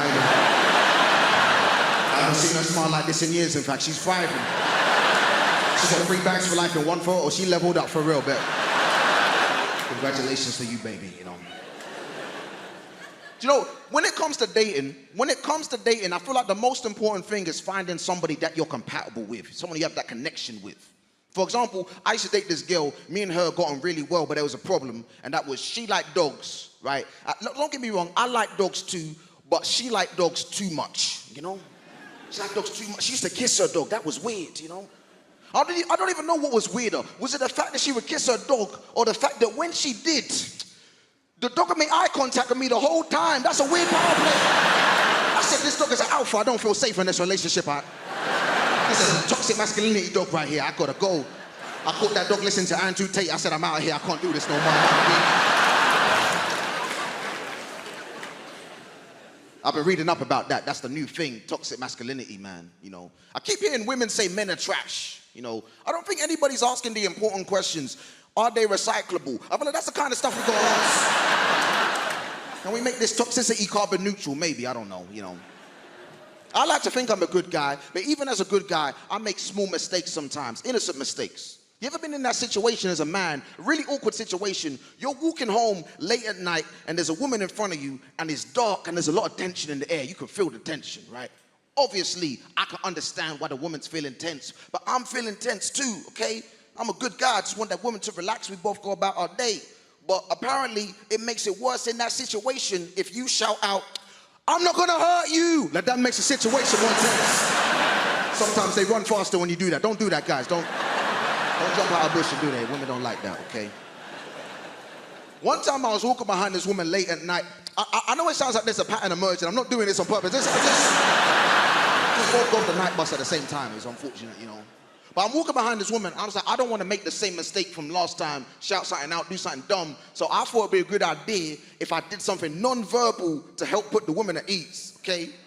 I thought it'd be a good idea if I started whistling at night because I thought that would make the atmosphere more jovial. No, it doesn't. Makes it way creepier to my surprise, actually. Especially if you're like me and you don't even know how to whistle properly. So then you're just a guy who's blowing in the wind in the dark, real slow, like. Look like a creepy dinosaur, you can't do that. You do a thing in the UK called pre-drinks. Pre-drinks, all right? Some people call it prinks, because they don't even have time to pronounce the whole word before they get on it, all right? Pre-drinks, I had no idea what it was. I had to ask my friend, I was like, Di, what the hell are pre-drinks? He said, Ignacio, it's great. We drink at home before we go out to go drinking. I said, that is the stupidest shit I've ever heard in my life. I said, why would you do this? He said, you know, just to warm up to get ready to go drinking. I said, that doesn't make any sense, all right? You don't do it for anything else, do you? You don't go, we're going to go to the cinema, pop a fucking DVD in before we go to the cinema. It makes sense. Just fire up the old Netflix and do shots of popcorn. Is it made before we go down to the cinema? Craziness. Everything revolves around booze, okay? People in this country start drinking around about 13, 14 years of age. Does that feel about right? 13, 14. Some of you, depending on where you're from, younger. Some of you older, all right? I get that. But I came over, I visited as a teenager, and I found out the way it works, all right? I was trying to fit in, and they were like, right, what we're gonna do, we're gonna go down drinking in the park, all right? We're gonna go drinking in the park as teenagers, all right? I was like, right, they go, right, we're gonna steal booze from our parents, and we're gonna go down the park, all right? I was like, okay, no problem. So I showed up to the park, all right, feeling like Jason Bourne or something in my backpack, and I think, pull out the stuff, all right, what's in there? They were like, what the hell is Rioja?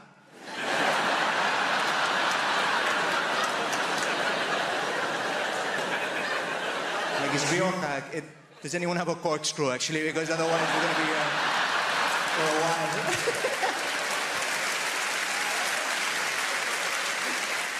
The thing is, like, kids do that, and if they can't steal the booze from their parents, what they do is they'll stand by an off license, all right? And they will wait for somebody to walk past who looks just dodgy enough, but not too dodgy, so they can offer them money and go, hey, can you go in the shop for me and pick me up some beer, some vodka, whatever, we can go down drink in the park, and that person will go get the cash, and then you go there, you get shit-faced as teenagers, it bonds you, okay? It brings you together. At least that was my experience, okay, back in the day. But times have changed, all right? I went to back where my mother's from, okay? My mother's from a little town in Wales called Pontardawe, all right? Don't know if anyone's heard of it. Tiny little town, Pontardawe. Pontardawe is a Welsh word, all right? Pont means bridge, and Dawe means over a shithole, okay? It's not a delightful place to move to from Mallorca, is what I'm trying to say, right? My mother hates that joke. She's like, Ignacio, please stop saying that. They've taken all of the trolleys out of the canal, all right? Can we... But I was visiting and I was walking to see my mother and I passed an off license, okay? And there's this kid stood by the off license as I'm passing, all right? And he clocks me and I've got my guitar on my shoulder, so he's thinking, this guy's got no prospects. So he comes over to me with his cash, all right? And he was like, hey, could you maybe go in the shop? I'm like, I know where this is going. He goes, can you pop in the shop? I'm like, right. He goes, if I give you this money? I'm like, yep. And he goes, and get me some? I was like, I know where we're going. He goes, vape. I was like, what? He goes, vape. I said, seriously, vape? He said, yeah. I said, what flavor? He said, cherry. I was like, of course, cherry vape. All right, rock and roll. I go in the shop. I'm laughing to myself. I can't believe these kids asked me for cherry vape. How times have changed, all right? I go up to the counter. The guy behind the counter must have thought I was insane, all right? I'm laughing the whole way through the shop. I grab the stuff, pay for it, put it in the bag. I walk out. I'm laughing on the way out. I give the kid the bag. I go, there you go, pal. 20 Marlboro Red and a bottle of vodka. Grow up, you little shit. What is this? Vape nonsense.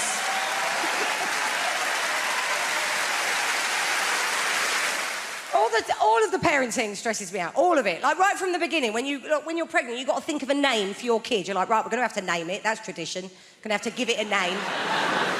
And it's hard to think of a name for a kid because that's their name. That's going to be their name all their life if it pans out.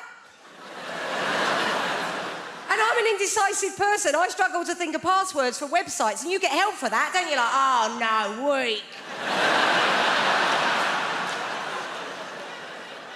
And names go in and out of fashion, don't they? Some names, they can be in fashion, but they don't come back in. We all know those names. And I tell you a thing that's back in fashion now, and I find it fascinating, is virtue names, right? That is back in fashion. Those virtue names, it's a sort of Victorian notion that if you name your kid after a virtue, they might live up to that virtue. But that's risky business, isn't it?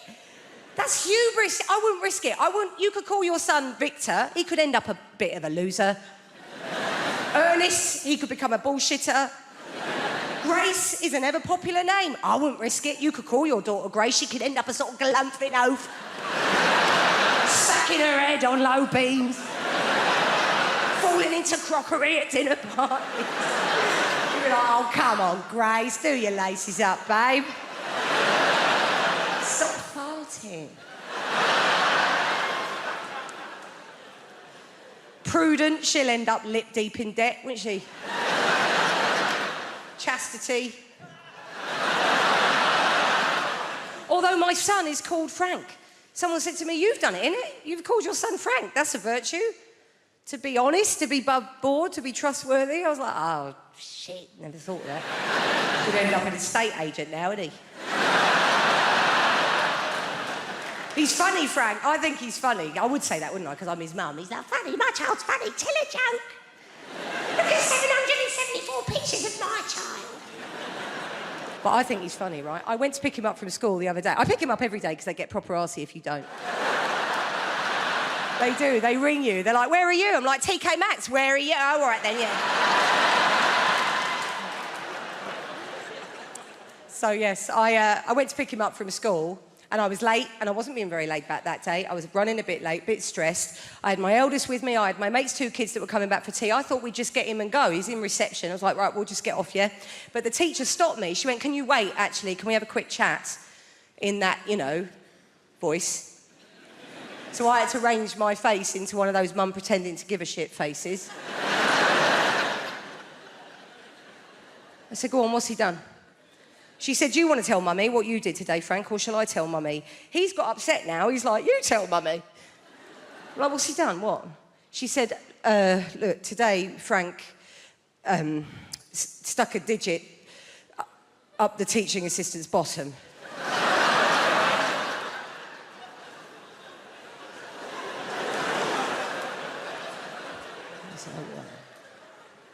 That's not ideal, is it?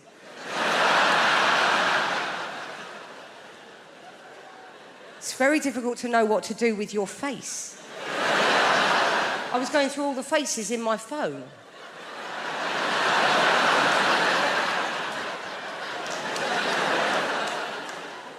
She said, we've talked about bodies, haven't we, Frank? And areas of bodies that we respect. I thought now would be a really bad time to go, This is awful. I mean, this is a finger up the TA's... I mean, this is now they're teaching numeracy in primary education now. It's not like, oh, if Frank's got one finger up the TA's arse, how many fingers are still on the outside? I'm freaking out. So the head hangs there for about 10, 12 minutes. Finally, the midwife says, it's almost here. It's time. If your wife gives one more push, he'll arrive. So my wife went... Baby went. I put the TV to mute. And I leapt across the front room. And I caught him. And I was the first person to make contact with our son. It was a little boy. Out, and he was there in my hands, all warm and new, and it's one of the most overwhelming things you will ever do. And I tell you now, I was in pieces. I was in floods of tears. My wife was crying. The midwife was crying.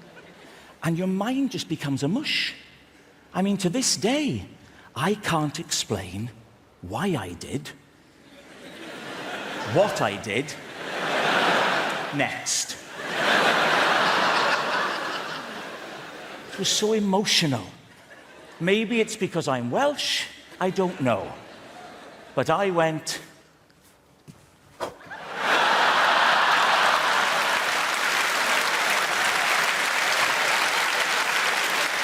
Well, thank God we hadn't cut the cord. He shot back! It was Junior Bungee. He ended up lying on the floor. With all this umbilical cord snaking around the room back to his mother, yards of it. I thought, what the hell do we do now? I needn't have worried. Calm as a cucumber, the midwife walked over to my wife.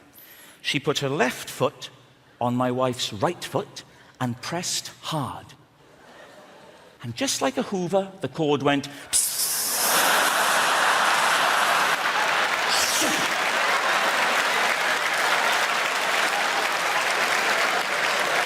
That's why we called him Henry. It's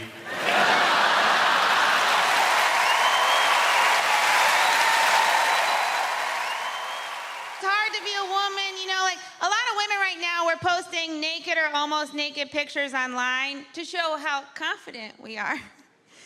And in all the comments, other women will be like, you are so brave.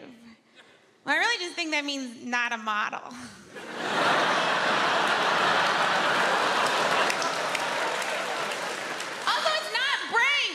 Soldier looking down at that picture being like, oh, what a brave lady. You know, a man posts a naked picture, he just loses custody of his kids. And if showing your weird body's brave, then the guy that masturbated in front of me on the subway is very brave. Because he had a real weird body. And he was making weird faces. He might be the bravest man I know. But that's the thing, we're supposed to care so much about our bodies as women, you know? And there's even campaigns that we should love our bodies and be confident in our bodies. Or we could just stop caring about it. Because you know who doesn't care about their bodies? Men. You know what men are? Successful. Men are presidents, men are CEOs. You've never heard a CEO go, I want to get profits up and keep costs down and love me for me. 3 p.m. we're going to have a meeting about how I can accept the fact that I have my mother's thighs. You know who should care about their bodies? Men. You have weird bodies, men. You're gross. Your balls are gross. I've never seen a guy be like, oh, I can't wait to get his pants off and see that weird bag of stuff between his legs. What is it? It's like when you go to a haunted house and you stick your hand in a jar, you're like, please be grapes. Balls seem like a real god whoopsie. It's like when you're putting together furniture and you got a couple leftover screws and you're like, well, those were supposed to go somewhere. I guess I'll hang them from a satchel. Even the name sounds like a mistake. What are you gonna call them? Scrotum. Okay. This is how you knew God didn't care about balls at all. Everything else important, he covered in bone. Balls, he was like, let them fly. You are so lucky we get our faces near them. If a woman puts your balls in her mouth, you should pay her a lot of money. And not in like a prostitute way, and like a, I don't know how else to say thank you. This is a very nice thing you just did to me. And you didn't get any pleasure out of it. There's not a single woman that's like, that's what does it for me. You were more of a saint than Mother Teresa for that. There's no way she ever did it. I get one wrinkle, my career is over. I had to put paint on my face just to leave my home. And you guys get to walk around those wrinkly, dangly bags of crap. You should have to put makeup on them. Or at the very least, googly eyes. I don't know if that'd be better or worse, it'd be fun. He's happy, he's sad. He lost his boner. And I don't know how we ever let you guys get away with calling our boobs saggy. Your balls are saggy. You should wear a bra. And you make it fancy.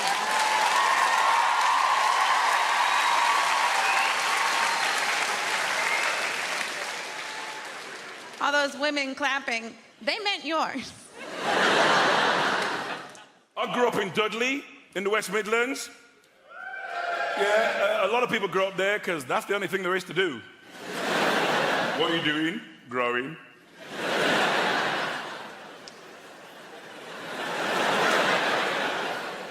In the 50s, my parents emigrated from Jamaica to Dudley.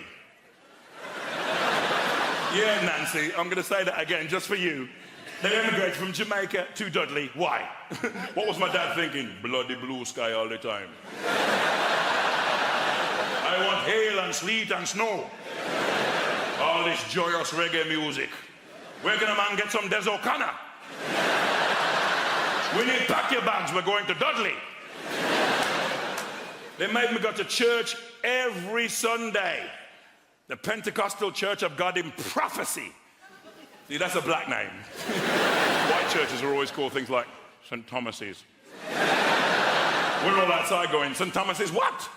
St. Thomas's Epiphany of the Shining Light of God in Christ in West Bromwich? Now, that's a name. You arrived late for church. Sorry I'm late, I was reading the signs. It's as good as Stephen King.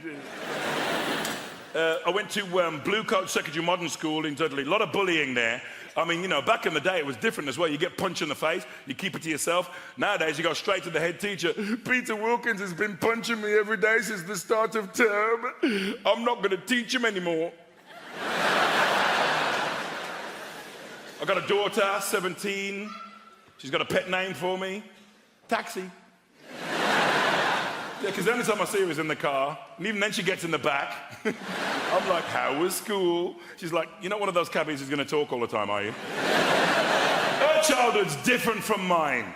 I mean, you know, when I was a kid, it felt like everybody in Dudley had permission to beat me. It wasn't just my mum. You know, I'd be mucking about in the street, suddenly, bam! Mrs. Fearon from number 14 slapped me around the face. Then she'd drag me to my house and tell my mum, Mrs. Henry, I saw Len misbehaving in the street, so I beat him for you. Do you know what my mother said to this woman? Thank you very much. I have 6 other children, help yourself anytime. We made a documentary in Dudley about my mum last year. My brother Paul said this on camera, no word of a lie. Lynn, when mum used to beat you, we used to think it was really funny. Bastards! Where's the solidarity in that? I'm getting my arse tore up, they're eating popcorn, they've pulled up chairs. Oh, it's not as funny as last week. Mom, work the ribs now, work the ribs. Mom, Harley Shuffle, remember? Harley, Boombaye. Mom, like Popeye, remember? Fabida, fabida, fabida, fabida, fabida. When Mom used to beat me, she always said the same thing. I'm not doing this for me, it's for your own good. What parents are insane? I'm not doing this for me, it's for your own good. All the white people, what kind of parenting is that? Lamar's like, yeah, me too. Oh, man. You know what I'd like to see on television? Jamaican Super Nanny. Beat him if it's been bad, beat him if it's been good.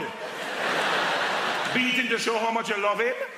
Beat him till your arms hurt so much. You have to beat him for making your arms hurt so much.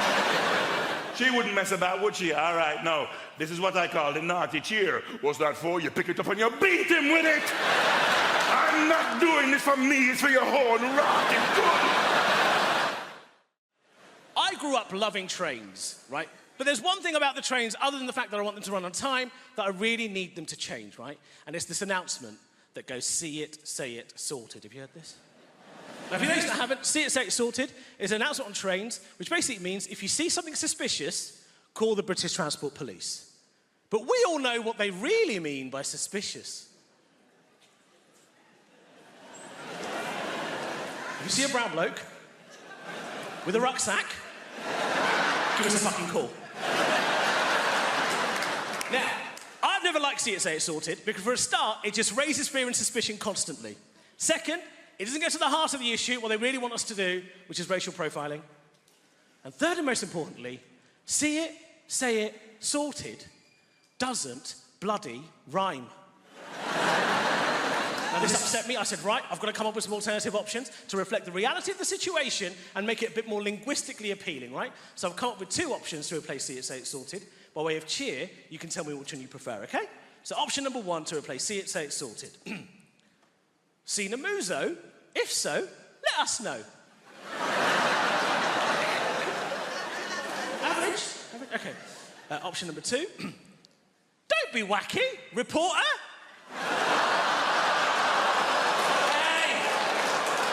Hey! You little racist piece of... Gotcha! I'm in my late 30s at the moment, and a lot of my friends are already kind of parents of toddlers. Do we have any parents of toddlers in at the moment? Give me a cheer. Yeah, you are the worst human beings on the planet. I hate each and every single one of you, right? Because parents of toddlers nowadays, my God, they feel the need to show that they love their child when they're in public. Like, get on a train, you'll 100% see this. They'll be like, Oscar, we're on a train. Did you bring your bag with you today, darling? I know there are lots of people on the train, aren't there? What's that? You want to press the button even though they're waiting? Don't worry about them. I'll read you a story first, yeah, Oscar? I love you, Oscar. I love you, Oscar. I really love you, Oscar. Fuck off.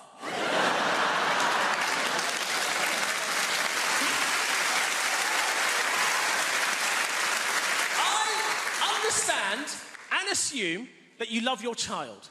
I don't need to see this performance parenting. Now, I don't have any children. I've got a little nephew.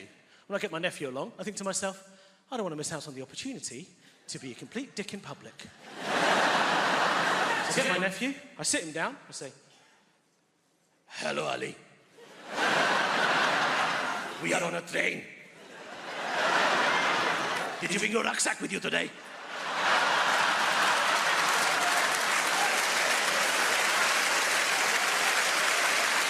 I know, there are lots of people on the train. What's that, you want to press a button, do you? All the parents shut the hell up. And there's a woman in the corner going, "See it, say it, sort it."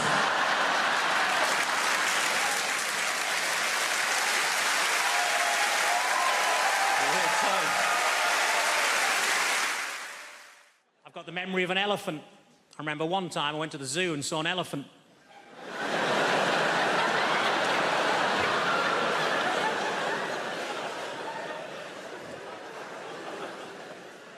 I was disappointed to find that Dunkirk wasn't actually a biography of William Shatner.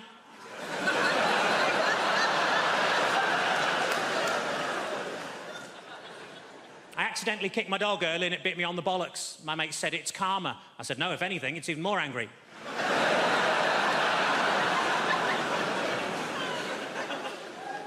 I tell you what always catches my eye, short people with umbrellas.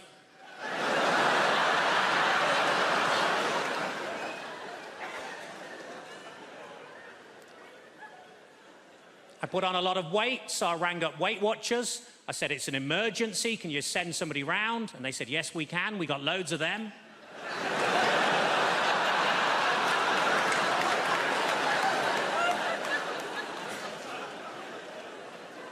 I was actually thrown out of Weight Watchers for making sarcastic comments at the weekly weigh-in.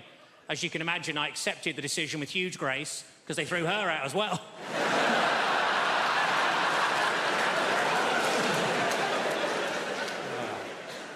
I was watching TV, the announcer said there's a documentary about the clitoris on the red button, but I couldn't find it.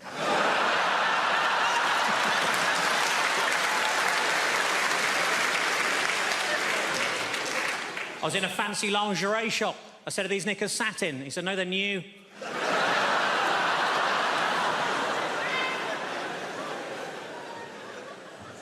I didn't know what to get my little niece for Christmas, so I asked my sister what she's into. Apparently at the moment she's mad about frozen stuff, so I got her some oven chips and peas. It's been a tough week. I got myself a memory foam mattress and now it's trying to blackmail me.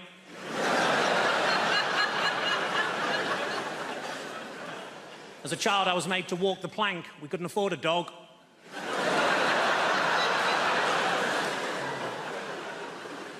I went on a positive thinking course. It was shit. You would be. And it was half empty. The area in a Nando's between the front and back door is called the peri-perineum.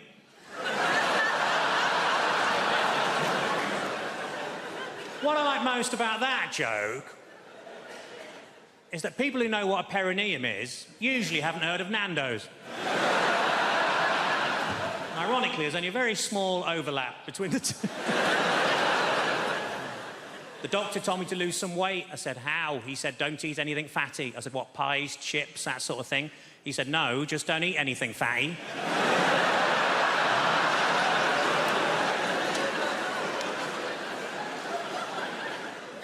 Old lady names are very much back in fashion at the minute, like Lily or Elsie or Rose, and we wanted something like that for our daughter, but we couldn't decide, so in the end we just called her Nan. So we shall grow into it.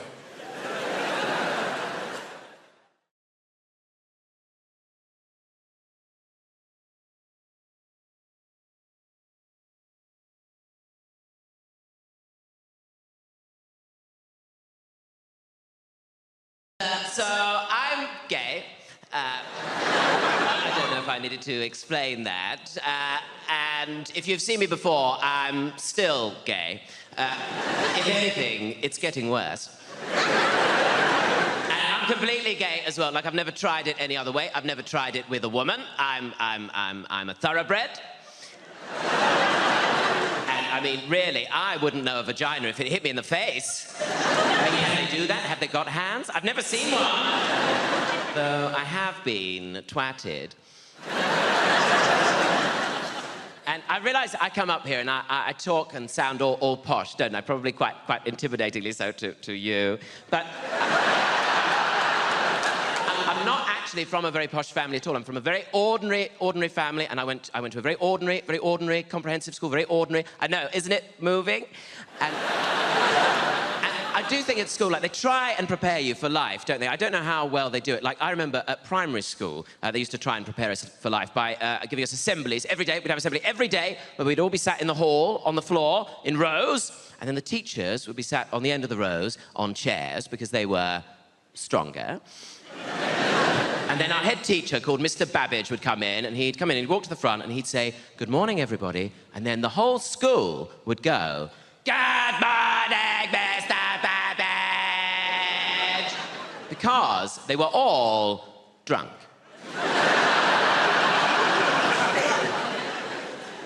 And then he'd read us a story, and it would always be a story about, like, how to make a soup out of stones. And I think Jesus was there somewhere. And there was always a moral, and the moral was always something like, be poor.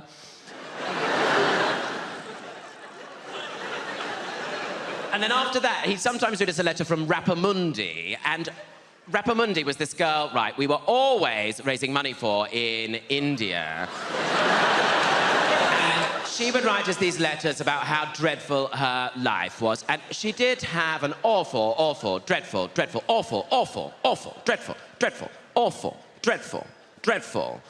life. But then she always found time to write.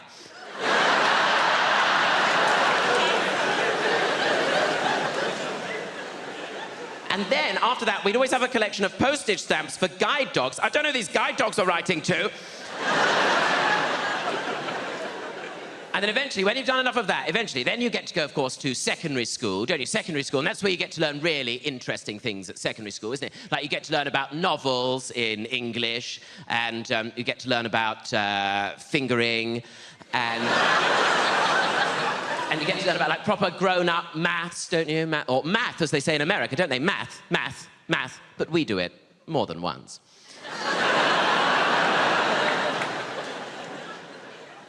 And I remember learning things like Pythagoras' theorem. Do you remember that? Pythagoras' theorem. Do you remember that? Do you remember that? Sohcahtoa.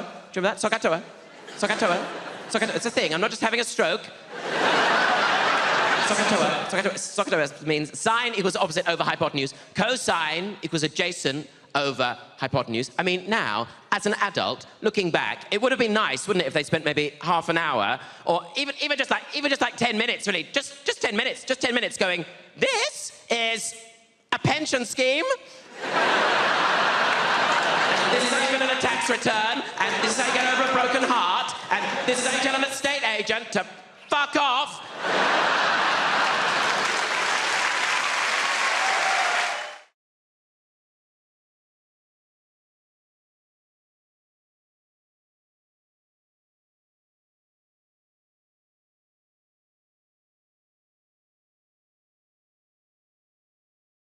Where are my Londoners at?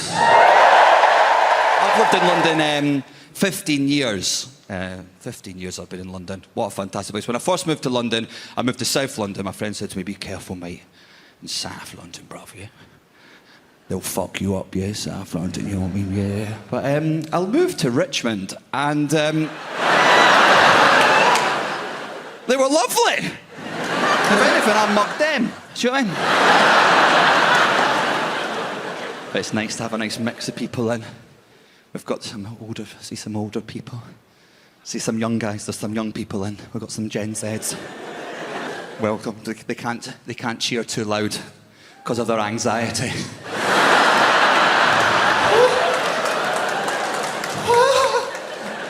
I'm triggered. I'm going to hide. They're good people. I'm jealous of you. I mean, I'm a millennial. I don't even know what clothes to wear anymore. I used to have the skinny jean. Do you remember that? What do you wear? You know what I mean? I see the Gen Zers, and they've got their cargo pants. That's what the young guys wear, cargo pants. They've got so many pockets. You know, it's for all their medication. And,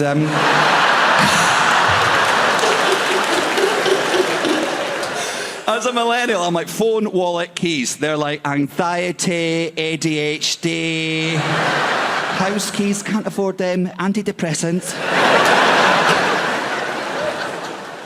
No, but I get it. Like, I'm not taking the mick. Like, young people in this room, of course you've got anxiety. Do you know what I mean? You've got legitimate things to be anxious about. You're young people, you know. I'm a millennial. I've got anxieties as well. They're not as big, but hey, my feelings are valid, okay? Okay? Check your privilege at the door. Thank you very much. Yes, Gen Zers are anxious about by the age of 40, they're all going to have to swim to work due to global warming. We get it. I've got to go to the dentist every now and again, okay? Yeah, the dentist. I can't go. I'm too anxious about it. I'm not scared of drills or any of that. I just can't be left in a room on my own with a man as I get slowly reclined into the therapy position and then lie to him about how much sugar I've had. Now, the reason I can't go to the dentist, and please tell me this isn't just me, is every time I go to the dentist, and whenever the dentist puts anything in my mouth, please say this isn't just me, but when anything enters my mouth at the dentist, my tongue starts to behave like a professional porn star. What the... Trying to deep throat his drill. Like I'm possessed. Your mother sucks cocks in hell.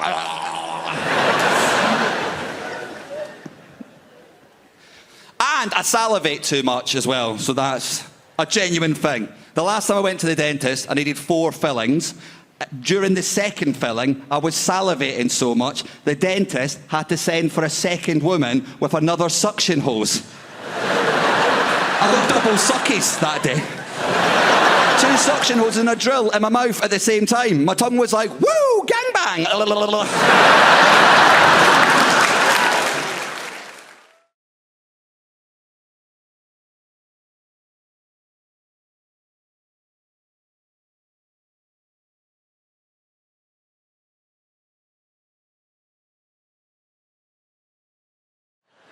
Let's lighten the mood a little bit. Let's talk about terrorism. Terrorism...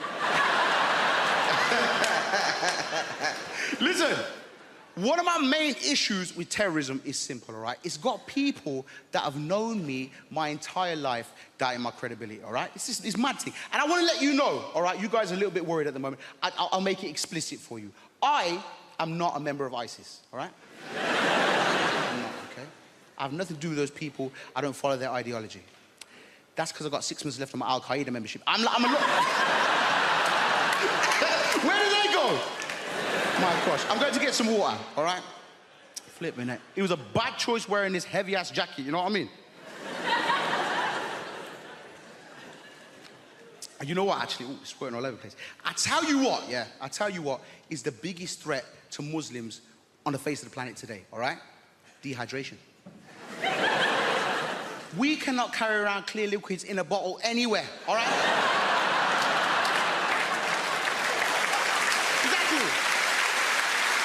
Dying up here on this stage, dying in airplanes, stressing me out.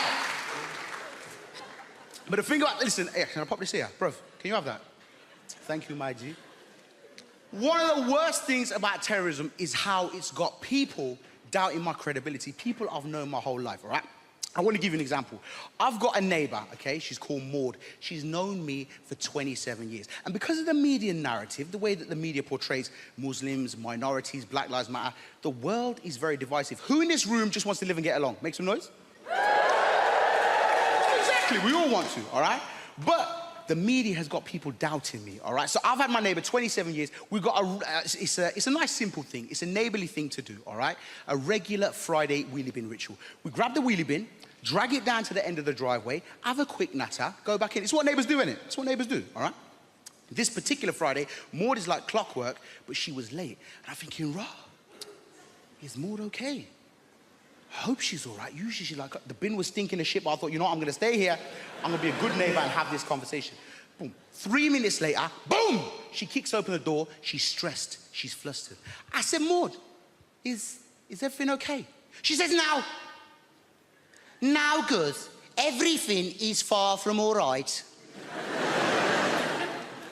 Have you seen the news? Well, like, listen, Maud, a lot of my cousins are on there. I don't watch that shit. You know that. Bring back a lot of bad memories for me, Maud.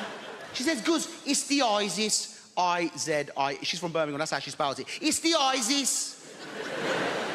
They've been doing terrible bloody terrorisms again, them lot. I was like, yo, Maud, listen, that's bad. I don't agree with those people, and, you know, I hope they're brought to justice. She says, you say that, Guzzy, yeah? But you got to tell me something, babes. You're nothing like them, are you? I said, what? Maud, you know me 27 years, baby. I'm nothing like them. Stop buying into the media narrative. Stop buying into the news. I'm me, Guz, your neighbour. She says, I know you say that. It's just that from very specific angles. This is a very Bin Laden look you've got going on there. I said, hey, I don't even look like that guy. Very racist. She says, Guz, I know, I'm just being silly. But you just do me one more favour though, babes, okay? It's just more for my rod, really, yeah? If you hear anything about it before the news does, just let me know.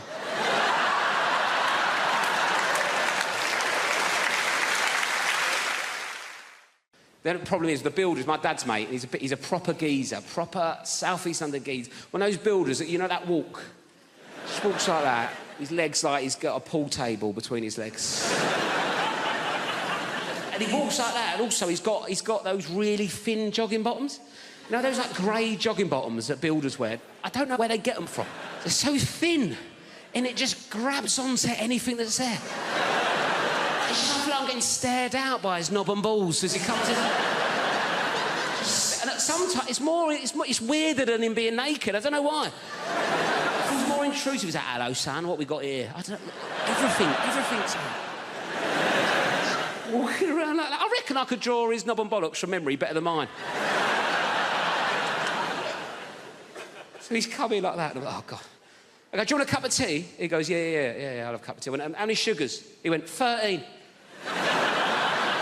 That's not a cup of tea anymore, it's a pudding. That's an Angel Delight of a tea bag, innit? 13 sugars, how'd I make sticking it in? It's about £3 worth of sugar. He's only come round for a quote, it's already cost me. I put 14 in to test him. Give it him. He went, it's a bit sweet, isn't it?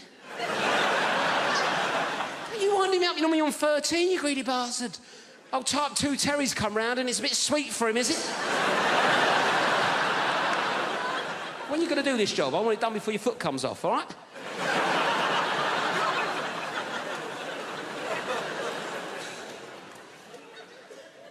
Anyway, I had a Kit Kat in the fridge, right? I thought, right, let's get him back on side of Kit Kat, right? He's into sugar. I like introducing people to new things, see if he wants a Kit Kat. 4-finger Kit Kat. Like, how would you eat a Kit Kat? 4 fingers?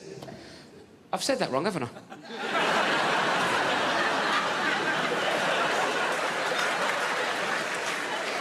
I thought you looked at me funny. Sorry, I said that like it was your name.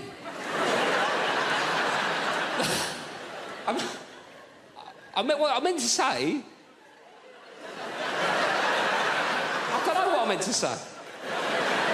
I meant to how would you eat a 4-finger Kit Kat? But I went, how'd you eat a Kit Kat? 4 fingers.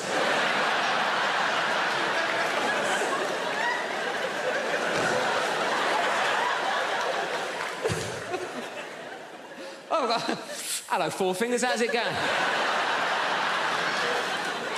Who needs thumbs, eh? Me to smoke by the looks of things. Sorry about that. Not an ideal nickname for a young lady, is it, really?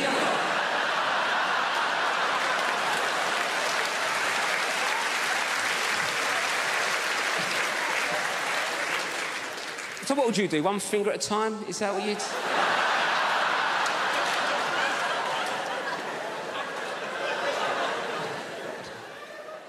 Should we start again? Sorry, what's your name? Anita. Nice to meet you, Anita. Sorry for calling you 4 fingers. Anyway, Anita, how'd you eat a Kit Kat? That's what I was going for. 1 at a time. 1 at a time, right. 1 at a time's a normal approach to a 4th. Got there. Yes. Anyway, 1 at a time's a normal approach to a 4-finger Kit Kat, isn't it, right? I gave this builder a 4-finger Kit Kat. He picked it up, put the whole thing in his mouth at once. Bit into it like he was eating a bun. Dirty ogre sugar bitch. What kind of animal is one popping a four-finger Kit Kat? This year, I did no lilt February. Thank you. I know, it sounds impossible, but you take it one day at a time. Did I have any today? No, you're a legend. It gets hard around the middle of the month, you get the cravings. It's called lilt guilt. You're like, oh, I bloody love the lilt. It's the night where you go to the shop at midnight, you kick the doors in, where's the lilt? And they're like, we don't stock it anymore. Like, ah! So you try and make your own hooch lilt, you know, where you get a pineapple and a grapefruit, and you add in batteries and a horse's head, and you're like, it's good, but it's not totally tropical. Did that joke in America recently. Turns out they don't have lilt there. So, this is it. This is all I do. Imagine if this was your actual... I go like blah, blah, blah, and you go, ah, ha, ha, ha, money. I can't believe I get away with it. You do actual, proper London jobs. You know, like blacksmith, you know? Farrier. Brunch DJ. The big three. I tell you, I do not trust people who work in offices. I know, right? What are they doing? Nothing takes that long. They're planning something. They must be. Do you know? Do you ever call in to visit your friend in an office unexpectedly? Everyone just shits themselves. They're like, what's he doing here? Cover the screen, lie across the spreadsheet, get him out. Kind regards, warm regards, best. That's how they talk. I've seen the email. Hey, I know what it's like in the real world. Look, sometimes I check in your world. Oh, gross, back to showbiz. And... No, I'm very self-aware of the level of fame that I have. I was in a supermarket recently, and an older lady came up to me, and she put her hands on my shoulders, and she said, "You are vaguely familiar." And that is it. I did a gig in Wrexham, and I was at an ATM machine, and a guy cycled by, and he shouted at me, "Surprised to see you at an ATM machine!" And I've been obsessed with it since then. What did he mean? On the one hand, is he surprised I don't have a butler to go to the ATM machine for? No, I think it's the opposite. I think I'm surprised you have any money whatsoever doing keyboard horse shit. Here's my greatest ever showbiz tale. I did a gig in your Milton Keynes recently, thank you, and I was staying in the Milton Keynes Hilton, and she is the least well-known of all the Hilton sisters. And I checked in after the gig at like 12:30. Room 303 is where this took place. Open the door, TV on in the room. Not that uncommon in the chain hotels. I guess it's to welcome you. But get this, on the TV is me playing the shitty keyboard on some show. Immediate thought is like, is this a service they provide to all guests? If so, no, it's the realization, this is it. I've arrived, and I waltz into the room, down the little corridor with the loo away to the left, and as the room opens out, there is a fully naked man lying on the bed. So they've given me the key to someone else's room, but he is lying there, watching me on the TV, and he looks up.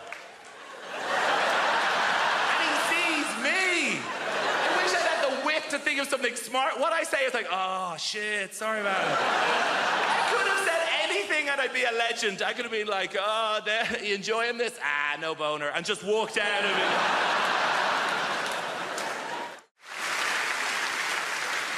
I've made a list of pros and cons, because I've been spending a lot of time in brothels and prisons. Made a list of pros and cons, always good, give you a bit of balance, Con, complete loss of all feelings of hope and possibility. That doesn't sound very good, does it? It doesn't sound much fun, does it? Pro, increased plug socket access. Bang, 1-1. I say increased, it's actually total plug socket access. I've got 32 plug sockets in my house. Each and every one of them is now under my sole domain. Con, all experiences that formed the basis of my happiness and sense of self-worth are now destroyed by grief. Downer. A bit of a downer. Pro, less recycling.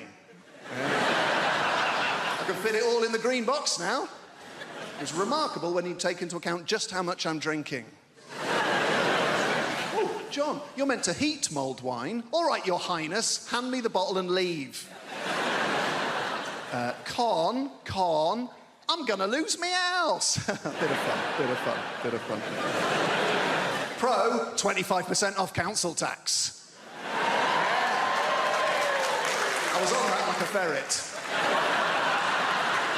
Dialing as the door slammed. And that's us fresh out of cons. The rest are just pros, guys. Yeah. Increased freezer space, all 4 drawers. Cheaper gas and electric. Reduced wear and tear on fixtures and fittings. And when I say reduced, I don't mean by half, because I was only ever responsible for about 10% of scuffs and spills. So we're looking at a net reduction of 90% in real terms. This is my favourite one. Ultimate control over where the iPhone charger cable is and why it is there. There was a time it would take hours to answer the questions, where is the iPhone charger cable and why is it there? Not anymore. Plugged in next to the bed, most convenient place to have it.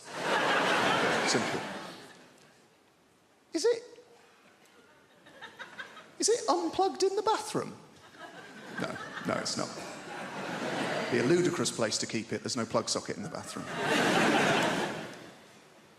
Is it in the front pocket of a rucksack you no longer use? That'll be the last place you look. That'll be very frustrating. Is it plugged in on a train we have alighted from? No. It's plugged in next to the bed because that's the most convenient place to have it.